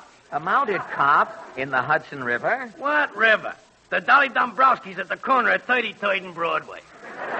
Well, what did you... The cop says, "What are you doing with this frigate in traffic?" He's fixing to give me a ticket. I think fast. I talk him out of it. Well, how could you account for being in the middle of Broadway in a ferry boat? I says to the cop, "Which way did the Macy Parade go?" And the cop? He says, "They went that way. What capture?" A stroke of nautical genius, and thank you, Professor Narcissus Bilge. A young lady who lost her job on account of the fog was Sappho McGuire. What was your job, Sappho? I was hostess at Coconut Charlie's. Coconut Charlie's? What is that? It's like Sloppy Joe's, only with coconuts. Oh, one of those open-air drink emporiums. Yeah, I used to slink around a counter wearing a sarong. Oh, for atmosphere. And what were your duties? Well, when a customer come in, I'd slink over, give him a glass of coconut milk. Yeah? Then I'd take me mallet, whap open the coconut, and pass him the inside. It's got vitamins in it. Oh, really? Well, tell me, what about the fog? Well, it's a busy day. I'm slinking and passing and whapping, going along like always. Yeah? All of a sudden, it's foggy. I can't see nothing. Did it slow up business? Nah, voices is coming out of the fog. I'm slinking and passing out coconut milk. Yeah? Then I'm feeling around on the counter, whapping a coconut, handing out the inside, and all the time the fog keeps getting worse. Then it happens. Then what happened? Well, I'm slinking and whapping and passing. I rolls out a coconut. Yes? I can't see it in the fog, but it feels like a beauty. Oh. The hair is long and silky. Yes? I pick up my mallet and whap it. Bang! There's a thud. I light a match, and what's on the floor? What? Coconut Charlie. He's out like a light. You mean his head? Charlie's coconut was on the counter, and I whacked it. And you got fired? Yeah. Well, what are you doing today? I'm with a burlesque show. The work is easier. Well, how do you mean? I'm still slinking, but I ain't whapping and passing. Watch out for my coconut on the runway. And thank you, Seppo McGuire. A gentleman who had a most unique experience in the recent fog was Mott Murtry. You had a difficult time in the fog, Mott? Don't mention fog to me. Why not, Mott? I got pneumonia, chilblains, beat up, and a $10 fine. Out of the fog? Wasn't out of a clear sky, brother. Well, how did it happen? Well, confidentially, I'm a dipsomaniac. You are? Well, you don't look like a drinking man, Mott. Well, I fool everybody. It's 'cause I don't stagger, and I ain't got no veins in me nose. No veins in your nose? They must have give up and went back into me head. No doubt. Yeah. Well, you seem sober now. Oh, yeah. I spent last week in a Turkish bath in the steam room. But what about this fog dilemma of yours? Well, sir, I wakes up Wednesday morning. Mm-hmm. My mouth tastes like a camel just took his foot out of it. And your head? My head feels like somebody's playing badminton in there with cannonballs. You were still in the steam room? Yeah, I can't see nothing. I put on my sheet. I start groping for a towel. Yes? I keep walking through the steam, groping. I don't feel no towel. Seems like I'm walking for miles. Yes? Finally, I feels a towel. I start wiping my face. The next thing I know, sheet and all, boom, I'm in a patrol. Arrested? Why? Well, the door of the Turkish bath must have been open. With the steam and the fog, I couldn't tell the difference. And when they picked you up... I'm out in Times Square with a sheet on, wiping my face in the back of a traffic cop's coat. Well, what did the judge give you? $10 fine. For stealing the sheet? No, for impersonating Mahatma Gandhi. Thank you, Mott Murtry. Now, ladies and gentlemen, Kenny Baker, a young man who was always in a fog, emerges from it long enough to sing for us, You Walk By.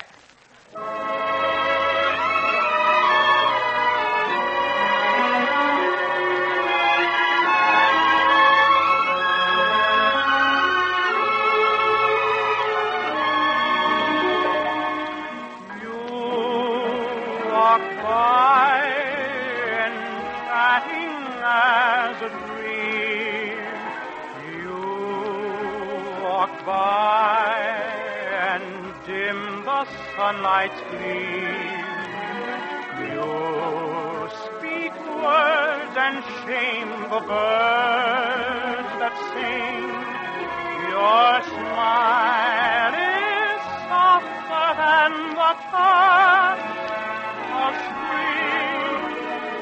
You walk by and children pause at play. Walk by, December seems like May. Heaven is right here and not above. When you walk by, my love.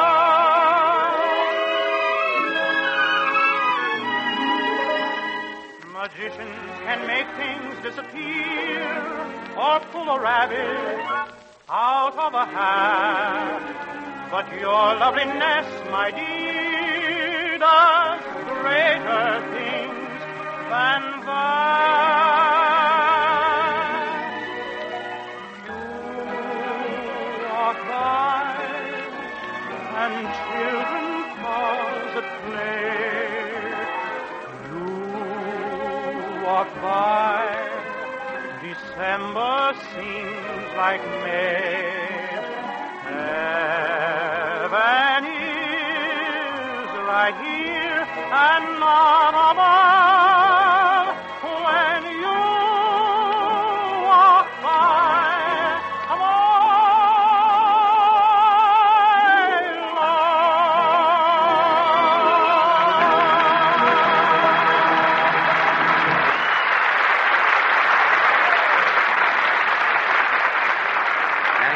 Very nice, Kenny. Oh, say, Fred, excuse me. Did you drop this cigar out of your pocket? Oh, yes, thanks, Larry. I'm glad you found it. This is an exploding cigar. An exploding cigar? Confidentially, yes. I've got a little score to even with Jimmy Wallington, so I went to Al Goodman's brother-in-law and bought this El Bango wholesale. Now, I'm going to give it to Jimmy right now. So you... No, don't laugh. You stick around. You will see that mustache of Wallington's hit the ceiling. And I guarantee it'll look better on the ceiling than it looks on here. Oh, Jimmy. Oh, you want me, Fred? Yes, James, old boy. Here, have a cigar. Gee, thanks, Fred. Say, this looks like an expensive one. Yes, Jimmy. Cigars like this are going up every day, too. Put it in your mouth. I'll light it up for you. Thanks, Fred.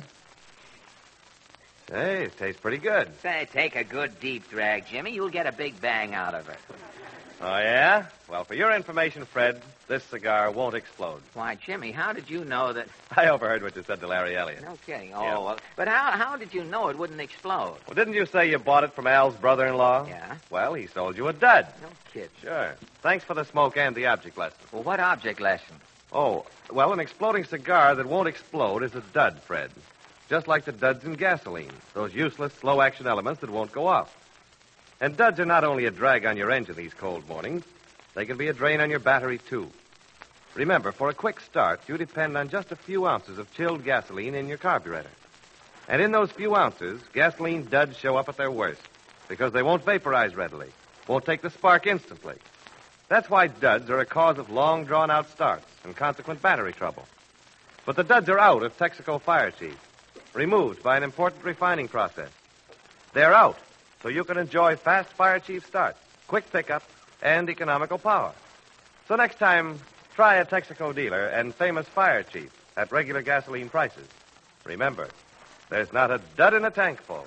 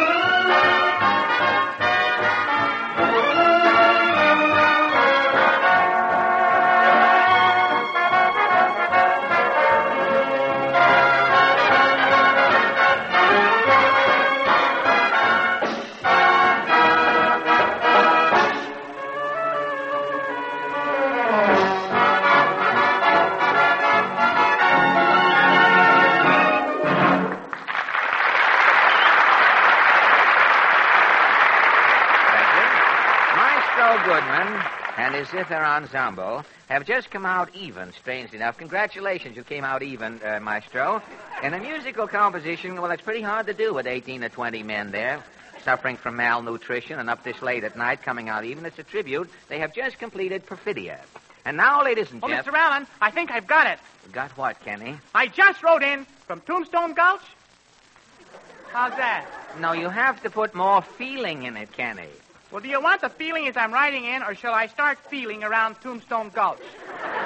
You have got to feel the whole thing, Kenny. Okay, I'll keep rehearsing. I just wrote in from Tombstone Gulch with feelings. Oh, gosh, that kid's got me worried. Something with Kenny is wrong? No, it's nothing. It's nothing, Mr. Goodman. I just promised foolishly to put Kenny in the sketch tonight. Now, I'm afraid he can't act. I, Goodman, can help Kenny, maybe? You keep away from Kenny. He's apt to catch a dialect. I, Goodman, just from Tombstone Gulch, wrote in. I can show Kenny how to read it. Yeah, I would like to see you say whoa to that horse you are riding into Tombstone. He will stop in all directions. You'll show Kenny how to read it. You mean that you are an actor? By any chance you are seeing years ago on a billboard the name Tomaszewski? Tomaszewski? Why, certainly. In English, it means Goodman. Now, don't tell me that you were an actor in the old country. For 5 years in Russia, Goodman is a matinee idol. And then? They are cutting out matinees. Goodman is just idle. Fine. Well, I tell you, you go over and see what you can do for Kenny. I, Goodman, just wrote in from Tombstone Gulch. What I go through on this program... I just wrote in from Tombstone Gulch.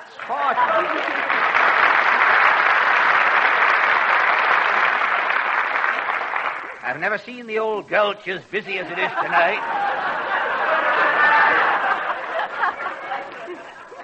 You wrote in, too, not you. What is this? Well, I can say it better than Kenny. Well, that still doesn't make it good. Can I be in a sketch sometime? Well, we'll see. On Jack Benny's show, Mary's in everything. Well, she's got something on Benny. I lead a good, clean life. Poor Dennis Day. Jack makes him see Love Thy Neighbor every day. Oh, Benny makes everybody on his program see his picture every day. It's compulsory? Clause 7 in the Standard Benny contract. And I'll tell you why. When Benny makes a picture, you know, he gets paid in tickets, you see. It's not really a lot of tickets. It's one big due bill on the Paramount Theater, you see. It's about 4 feet long. And he tears this all up and makes it into tickets. And he pays off his cast, the radio program cast, with these tickets. So where can Dennis Day go if he's using Paramount tickets for money? To the Paramount. Correct. It's too bad there's no prize. You'd have had something there. Now, what about our guest? He's a smokestack watcher. What is a smokestack watcher? He's a man who watches smokestacks. What kind of a profession is that? You'll have to ask our guest. Mr. Allen, meet Mr. Patrick Brennan. Well, good evening, Mr. Brennan. Good evening, Fred. Portland's explanation of your profession has left me a little bewildered, Mr. Brennan. Now, just what is it you do for a living? Fred, I watch stacks. You watch stacks? Well, I must say that is a most unusual occupation. May I ask what company employs you in this odd capacity? I work for the Consolidated Edison Company of New York. And you watch the stacks in case any smoke comes out. That's right. In other words, Mr. Brennan, you are in the coke and soot business. But, tell me, what is your purpose in watching these stacks? Well, Fred, if black smoke is coming out of the stacks, it means there is some trouble. In other words, a certain amount of the company's coal is being wasted. That's right. Well, is any other purpose served by your funnel kibitzing, Mr.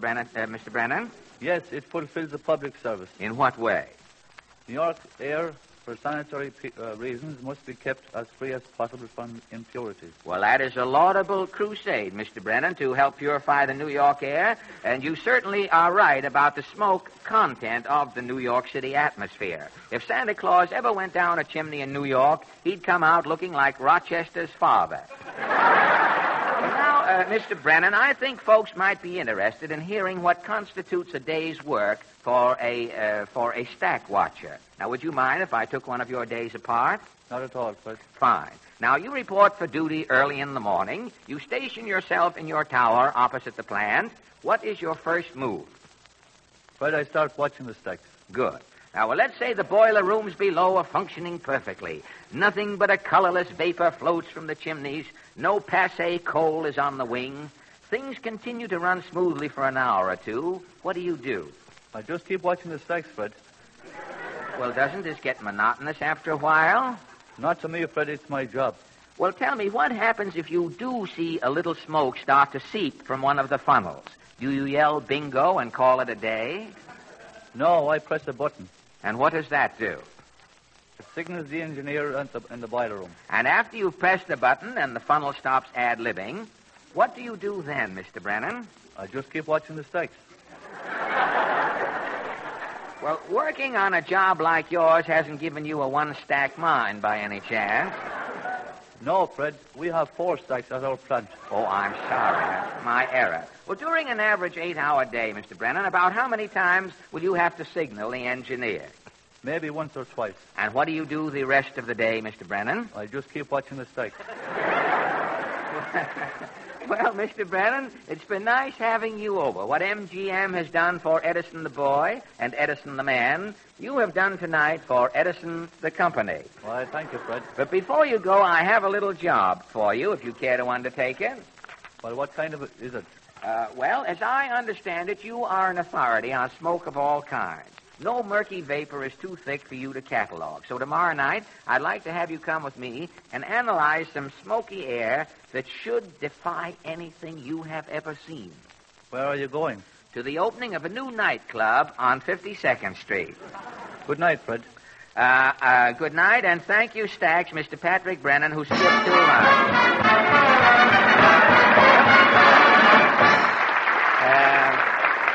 I'd rather, to the opening of a new... I'll read. Mr. Brennan left out a couple of lines. I'll read them because I don't want you folks to miss anything here tonight. I say to the opening of a new nightclub on 52nd Street, Mr. Brennan says, no, thanks, I'd rather keep watching my Stacks. I say, and save the covers charge. He says, good night, Fred. I say, good night, and thank you, Stacks, Mr. Patrick Brennan. Build up, and that's the end. You see, you missed a little, but you'll never notice it now. And now, ladies and gentlemen, tonight we pay tribute to the Martins. Their fan club has come here all the way from where? The Bronx. From the Bronx, you see. They can hear you up there. We won't need the radio for that. Just open a window, somebody. The Martins fan club is here, and tonight they rehearse a number for their Roxy debut tomorrow. People will be coming from California tomorrow to the Roxy. The number is called The Story of a Horn.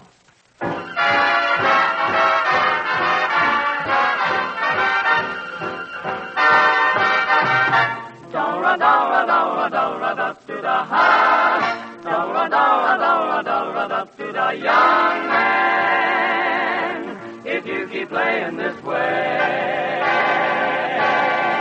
you'll blow your brittle world to bits of glass. Change your horn to a thing of twisted brass. Young man, you've heard a crack from the strain. Low. There comes a time when just an emptied stack can be the straw that breaks your back.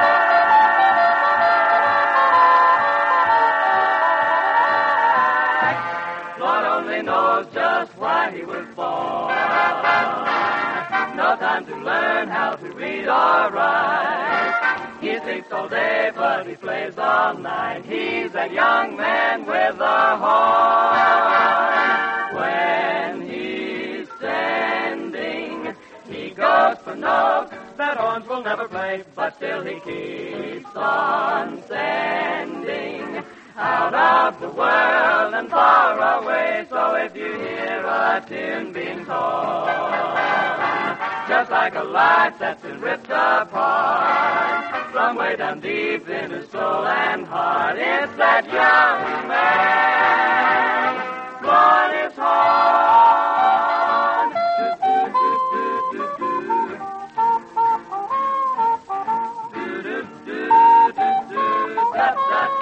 He's that young young man with a horn. Do-da-do-da-da-da-da. When he's standing, he goes for notes that horn will never play, but still he keeps on standing out of the world and far away. So if you hear a tune being torn, just like a life that's been ripped apart, from way down deep in his soul and heart, it's that young man,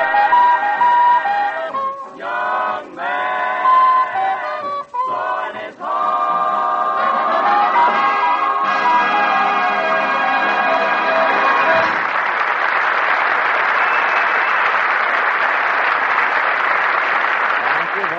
That number was dedicated to the Now move over, brother. This is where I begin. Well, who in the world? Ladies and gentlemen, you are now listening to the voice of Swami Sam.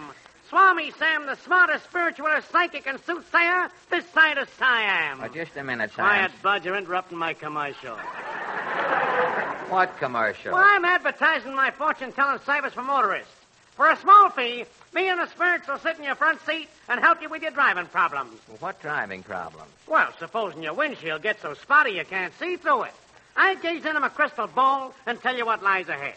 Now, if you worry about your antifreeze, I'll go right down into the just a minute. I'm sorry, Swami, but the motoring public isn't interested in your crystal gazing, Sam. And Jimmy Wallington will tell you why. Give the Swami a load there, will you, Jimmy?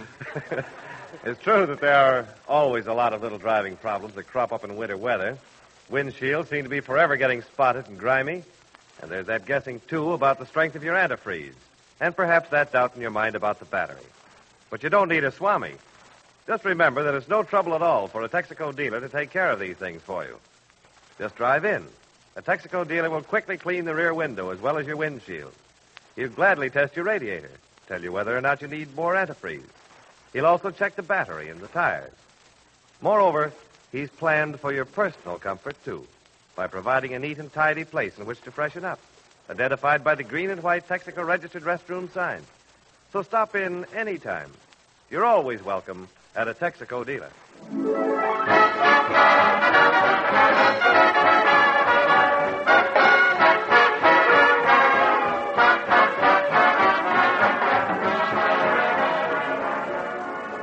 The Texaco Star Theater continues immediately after a short pause for your station identification. This is the Columbia Broadcasting System.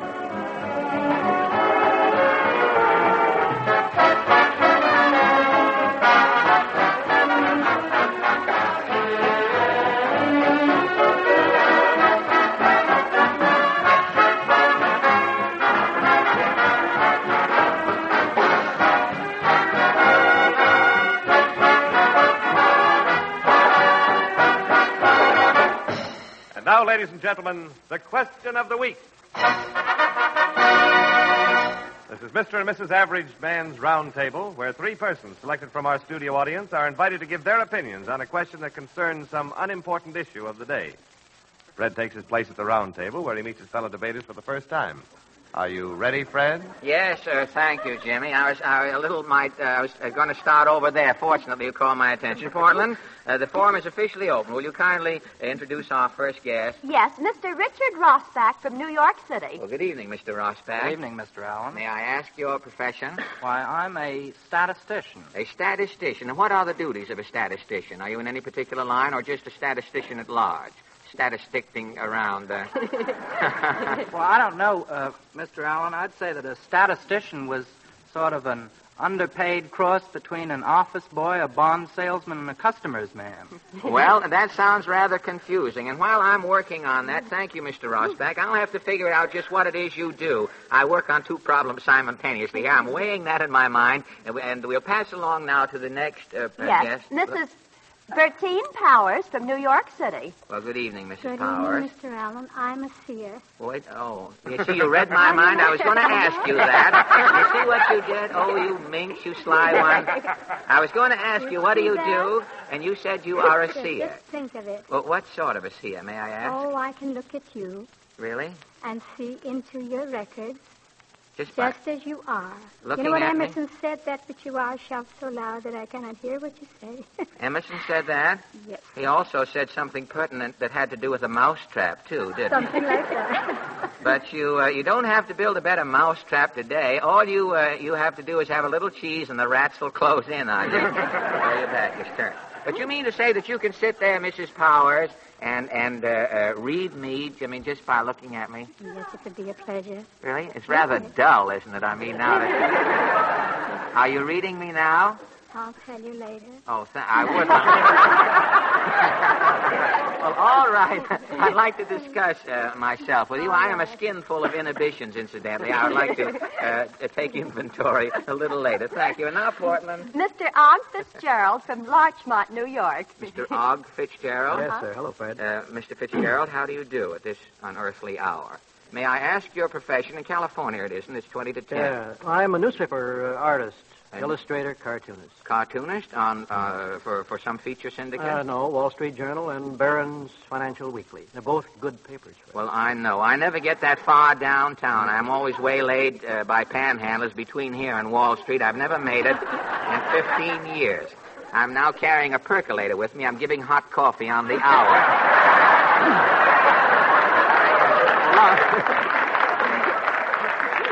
A lot of the boys on the street could use a little hot coffee. Well, they're using it. I'm devoting the rest of my life to keeping them awake. I put them to sleep with the radio, then give them coffee money to wake them up as soon as I'm through. Well, I'm sorry I haven't got time. Your business is making Wall Street laugh. Just a little sunbeam, on a unhappy street. Yeah, sure, the little ray. What did you finish at on the big board today? So, I was off an 8. You were off an 8. Well, I'm off half and have been so since birth. Well, that seems to bring us through some prank of the dialogue to our question. And tonight we take up a bit of marital trivia that has caused a million squabbles in a million homes. Now, in a recent divorce case... Are you reading me, Miss Powers? You looked away. There's more to me than that. You haven't read me. Don't tell me. Now, don't tell me that I am an old digest version here. But in a recent divorce case, the wife said that all of the trouble had originally started at the breakfast table. The husband insisted on reading the morning paper during breakfast and ignoring his wife. Many wives I know resent this practice. And our question tonight is, do you think a husband should read the morning paper at the breakfast table, or should he lavish all of his attention on the bacon and eggs and his wife in that order? Now, Mr. Rossback, are you married? No, I'm not. Well, you won't be much help to us, will you? I'm afraid not. Well, what about the theory of it? Do you think a husband has the Bill of Rights entitles him to read the morning paper at the breakfast table? Well, I'd say that if he were a Dodger fan, why, he had every right in the world to read the paper. Well, now you have swerved the Martin fan club to your own purposes here through mentioning another Brooklyn institution. That's unfair, Mr. Rossback. But how do you feel about the morning paper, Mrs. Powers? What if you sleep through breakfast? If you sleep through breakfast, well, of course, it wouldn't make any difference to you. You could just stay there and read your husband, I suppose, from 2 rooms away. But we were thinking of the average person, Miss Powers. I wouldn't like that at all. You wouldn't care for the husband who read the... You think the husband would find more lines in the paper than he would in his wife? I mean, Mr. Fitzgerald, how do you feel about the morning paper? Well, being an old newspaper man, I get breakfast myself. You do? Yeah. Do you read the paper as you're making your own breakfast? Oh, no, I don't get it till I get to the station, but my wife gets up and drives me to the station. Oh, and then you both sit there and read the paper and go your separate ways? I just duck for the train. You duck for the train? Usually late, yeah. Well, I'm sorry that I haven't gone... I'd like to know how you get now from the train. What goes on with this paper, Mr. Fitzgerald? But unfortunately, I am pressed for time as usual. Oh, we've got 17 minutes left. I know, but that's your theory. There is another greater power, a divinity that shapes the end of our program here in a very few minutes. And our little forum stands 100% perplexed, and I doubt that our decision tonight will revolutionize the literary tendencies of a single husband at a breakfast table tomorrow morning. If the husband is boss, he'll continue to read his paper. If the wife is boss, he'll continue to go without his paper. And if the marriage is a 50-50 proposition, The husband will show up at breakfast with a tabloid paper so his wife can look over the top and at least see the husband as he reads. On this bewildering note, our meeting adjourns, and thank you all. You can close my mind, Mr. Fowler. Well, now, ladies and gentlemen, Kenny Baker. I just wrote in from Tombstone Gulch. No, not now, Kenny. This is your song. What is your number again? Oh, Beautiful Dreamer. Could we trouble you, Mr. Goodman?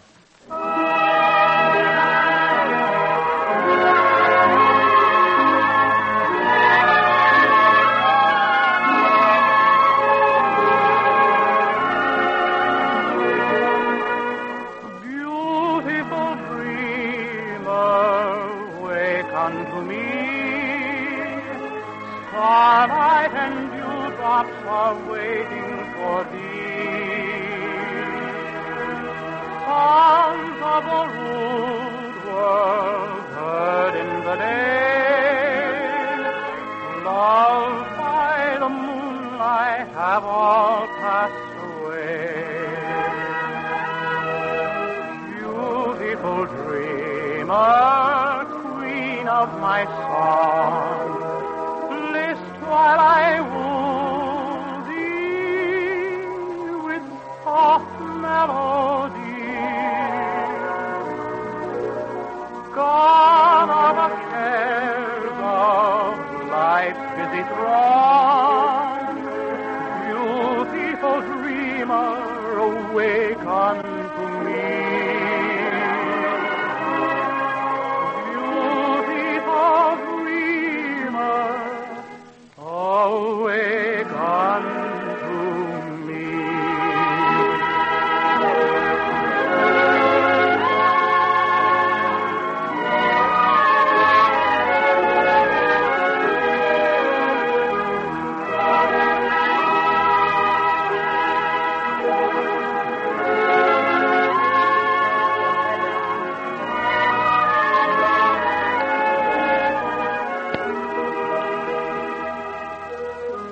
Beautiful dreamer, beam on my heart, keen as the morn on the streamlet and sea. Then will all clouds of sorrow depart. Beautiful dreamer, awake unto me.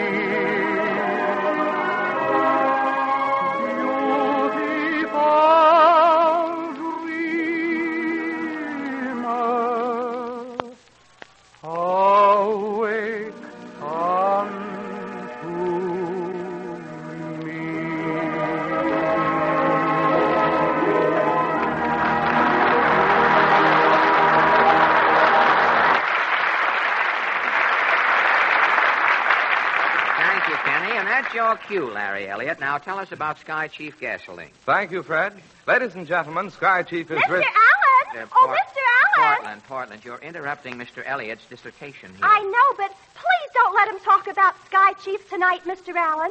Mama's listening in. Well, so what? Mama's a daredevil. If she hears Mr. Elliott say Sky Chief makes driving seem like flying... Oh, you think she'll... Yes, Mama'll fill up her car with Sky Chief and start looping the loop over fences and things. Really? And at her age, it just isn't right. Now, wait, Portland. I wouldn't say that Sky Chief will have that effect. On the contrary, I believe it will make your mother a better, smoother driver. But how could it do that? Mama's only been driving about 5 months. Oh, it doesn't matter whether you've been driving a car for 5 months or 5 years.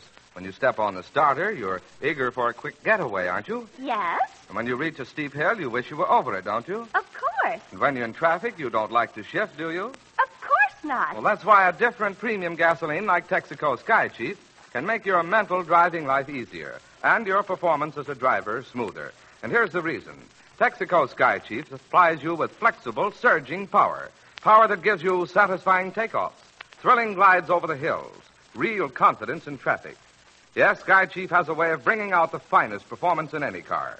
Try it. It's your Texaco dealer's premium gasoline for those who want the best at the usual premium price.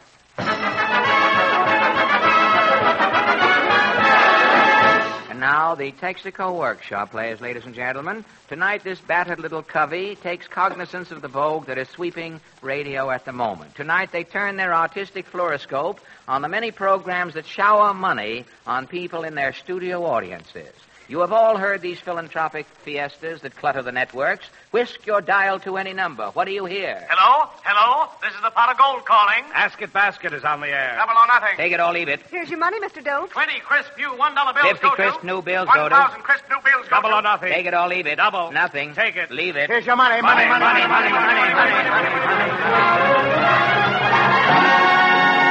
Yes, folks. Over your radio, an endless stream of dollars goes to others, not to you. Have you ever envied these lucky winners their good fortune? Don't, for winning quiz money seldom leads to happiness. To prove our point, we bring you a sketch tonight called All Is Not Gold That Glitters, or the true story of Timken Slaw. Our hero, Timken Slaw, was a humble commuter from Nutley, New Jersey. For years, as he sped through the Holland Tunnel on the 7 a.m. bus and mulled over the quizzes he had been exposed to the night before, Timken secretly envied the lucky winners. He vowed that one day he, too, would be a quiz winner. And finally, 2 years later, his big moment did arrive. And one cold winter's night, Timken Slaw found himself a contestant on Professor Diz's program. Trembling, he stepped up to the microphone and heard jolly old Professor Diz say, And here's our next contestant. Your name, please? Timken Slaw. I'm from Nutley, New Jersey. And what is your business, Mr. Slaw? I'm a kite retailer. You sell kites retail? No, if the tail comes off your kite, I retail it. I see. Well, here is your question, Mr. Slaw. Who is the only president of the United States ever to be elected for a third term? President? A third term? Gee, that's a sticker. Oh, come, Mr. Slaw, that's not too hard. I'll give you a hint. The initials are FD. FD. Father Divine? No. FDR. It's Franklin D. Roosevelt. That is correct. Absolutely correct. And for his brilliant answer to that difficult question, the makers of Minute Mom, the marmalade that moms in a minute, present Mr. Slaw with 2 shiny silver dollars. Oh, $2. I did it. I did it. Yes, Timken Slaw had done it. Clutching his newfound wealth to his little chicken breast, the white meat, Timken reeled into an Orange Julius stand on Broadway. Here he toasted himself with a double Orange Julius straight. But as Timken sipped his yokel zombie and waited for the owl bus back to Nutley, word of his good fortune was spreading like wildfire through the town. Mr. Blab, the Nutley big mouth, said to his wife, Did you hear the news, Carrie? Timken Slaw won $10 on the radio. 2 minutes later, Mrs. Blab was on the phone calling Mrs. Dow. Did you hear the news, Sarah? Timken Slaw won $50 on the radio. A man named Kelly overheard the call on his party line. A little later, Kelly walked into Nutley's leading saloon and yelled, Did you hear the news, fellas? Timken Slaw won $200 on the radio. Yes, and the news kept spreading until it reached Nutley's radio station. A few minutes later, over Nutley's powerful 75-watter, came this message. Flash! Nutley's leading citizen, Timken Slaw, has just won $500 on the radio in New York. Congratulations, Timken Slaw. Meantime, totally unaware of the furor his prize-winning escapade had aroused, Timken Slaw, reeking of Orange Julius double-strength fumes, arrives home to be greeted by his wife. Hello, Lydia. Timken, you darling, I've been waiting for you. Say, what are all these bundles, Lydia? A new fur coat for me, set of golf clubs for you, a new windbreaker for Grandma, and I made a down payment on a second-hand car. But, Lydia, what's this extravagance? Extravagance? Why, Timken, we still have $400 left. You won $1,000. $1,000? I only won $2. Timken Slaw, you're lying to me. No, I'm not. Oh, yes, you are. Now that you're rich, you want to throw me aside like an old union suit. Oh, honest, Lydia, I only won $2. You can ask Professor Diz. Don't lie, you gigolo. You're going to spend that money on another woman. But I don't know any other woman, except Mama. Gee, Lydia. Oh, don't worry, false. Timken. I won't stand in your way. Lydia, take off your gaiters. Where are you going, Lydia? To the Goodwill Court. Goodbye. But fortunately, Lydia never got to the Goodwill Court. Timken hurried after Lydia and intercepted her before she could even reach We the People. Domestic peace finally was restored, and the following morning, Timken caught the early bus and went to work as usual. As he had just punched the time clock, a nasty left hook, when the boss, Mr. Otis, sent for him. Timken, sensing a raise, entered Mr. Otis's office. You sent for me, boss? Why, yes, Slaw. Before you get away, I want to say goodbye. Goodbye? I'm not going anyplace, Mr. Otis. Don't tell me you're going to keep working in this dump after winning $5,000. But, Mr. Otis, I only won $2. All you rich are the same, hushing up your wealth. Oh, no, honest. I only... Well, goodbye, Slaw. You mean I'm fired? Oh, pish tush, Slaw, not fired. You've merely outgrown the organization. Well, goodbye, Slaw. Drop me a postcard from Palm Beach. Palm Beach? I can't even get back to Nutley. And so our lucky quiz winner, jobless and frustrated, hitchhiked his forlorn way back to Nutley. As he wearily opened the front door of the modest model Slaw home and wondered how he could break the sad news to his wife, Timken noticed a sinister-looking fellow lurking in the foyer. As Timken closed the door, he addressed this little sinister man. Are you looking for someone, sir? Is your name Timken Slaw? Yes, sir. I'm the income tax department. The income tax? Yeah, you won $50,000.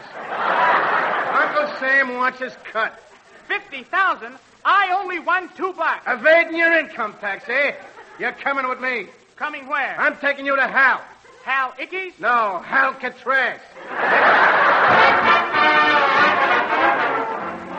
For many months, Timken, the lucky quiz winner, languished in jail. Finally, his time served, his pardon consummated, the ball and chain were removed from Timken's leg, and he was free. As an ex-jailbird, however, Timken found himself wifeless, jobless, friendless, penniless, and alone. Sinking lower and lower, he cursed the $2 quiz prize that had started his downfall. One day, as Timken shuffled along the Bowery in his tattered Norfolk jacket, wearing a brisk north wind for underwear, Timken saw a crowd of beaten men milling around the front of a cheap hotel.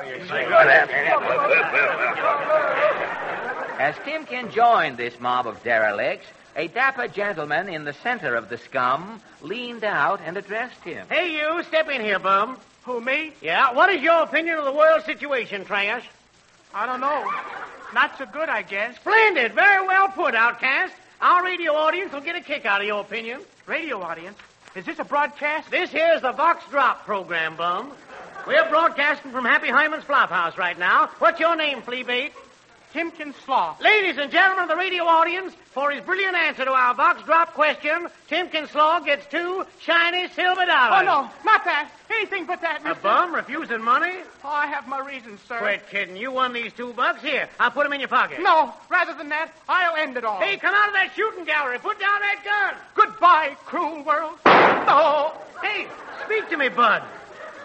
Speak to me. Why wouldn't you take the $2? I'm not going through all that again. Better death than be a quiz winner. He's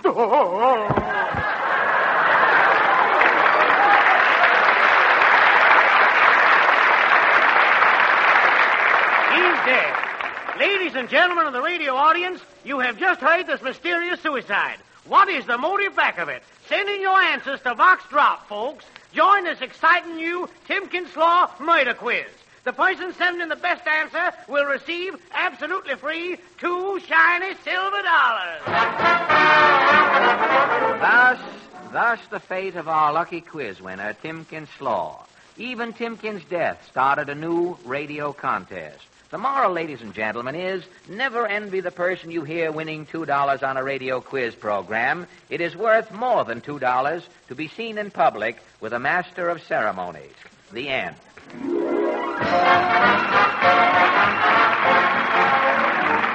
now, for Mr. Larry Elliott, a message of importance to the music lovers of this entire Western Hemisphere. Each week, millions of radio listeners in the United States, Canada, and by shortwave to all of Latin America are guests of the Texas Company during the Saturday afternoon broadcast of the Metropolitan Opera Company. This week, you are invited to hear the sixth Saturday matinee of the season, Verdi's popular Il Trovatore, beloved for such favorite melodies as the Anvil Chorus and the Miserere. The Texas Company also invites you to enjoy, during intermissions, several interesting features, including the Opera Question Forum with noted musical authorities and with Mr. Milton Cross as Master of Ceremonies, and curtain talks on our American way of living by distinguished guest speakers. The broadcast is heard over another network of 208 stations this Saturday, January 11th. Consult your newspaper for time and station. Thank you, Larry, and thank you, ladies and gentlemen, for joining us tonight. And don't forget, please, next Wednesday evening, the Texaco Star Theater brings you skiing information. When I feel myself falling on skis, what should I do? Don't worry, lady. You'll do it. Your song of the week. Well, wake up, John Charles. What about your song? I ain't singing nothing on the radio till me lawyer gets here. I understand. And our guest will be... Nelson Elliskew, the dog caterer. And music. This is Fred Allen saying good night for the more than 45,000 Texaco dealers from coast to coast. Good night. This is the Columbia Broadcasting System.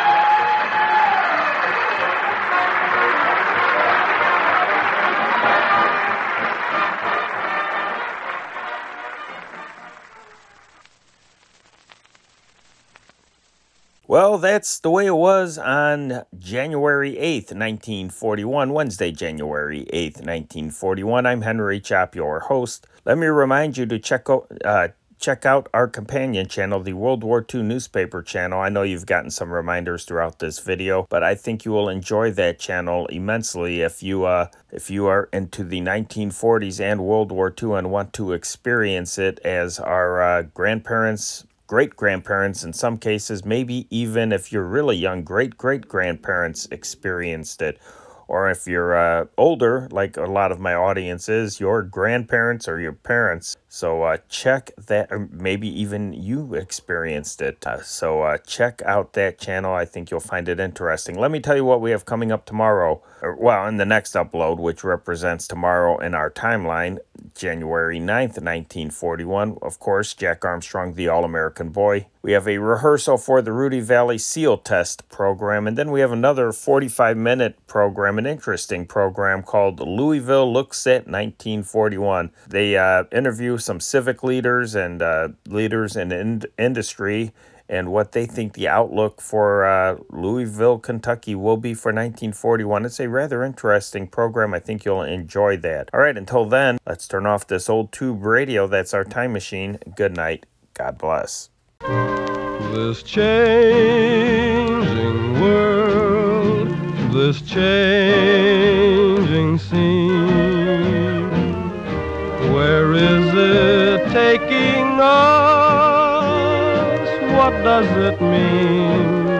As long as we're certain of each other, we know we don't have to be afraid. These changing times we rise above. We have no time for them. We have our love, and love is the only thing that still remains the same through all this change.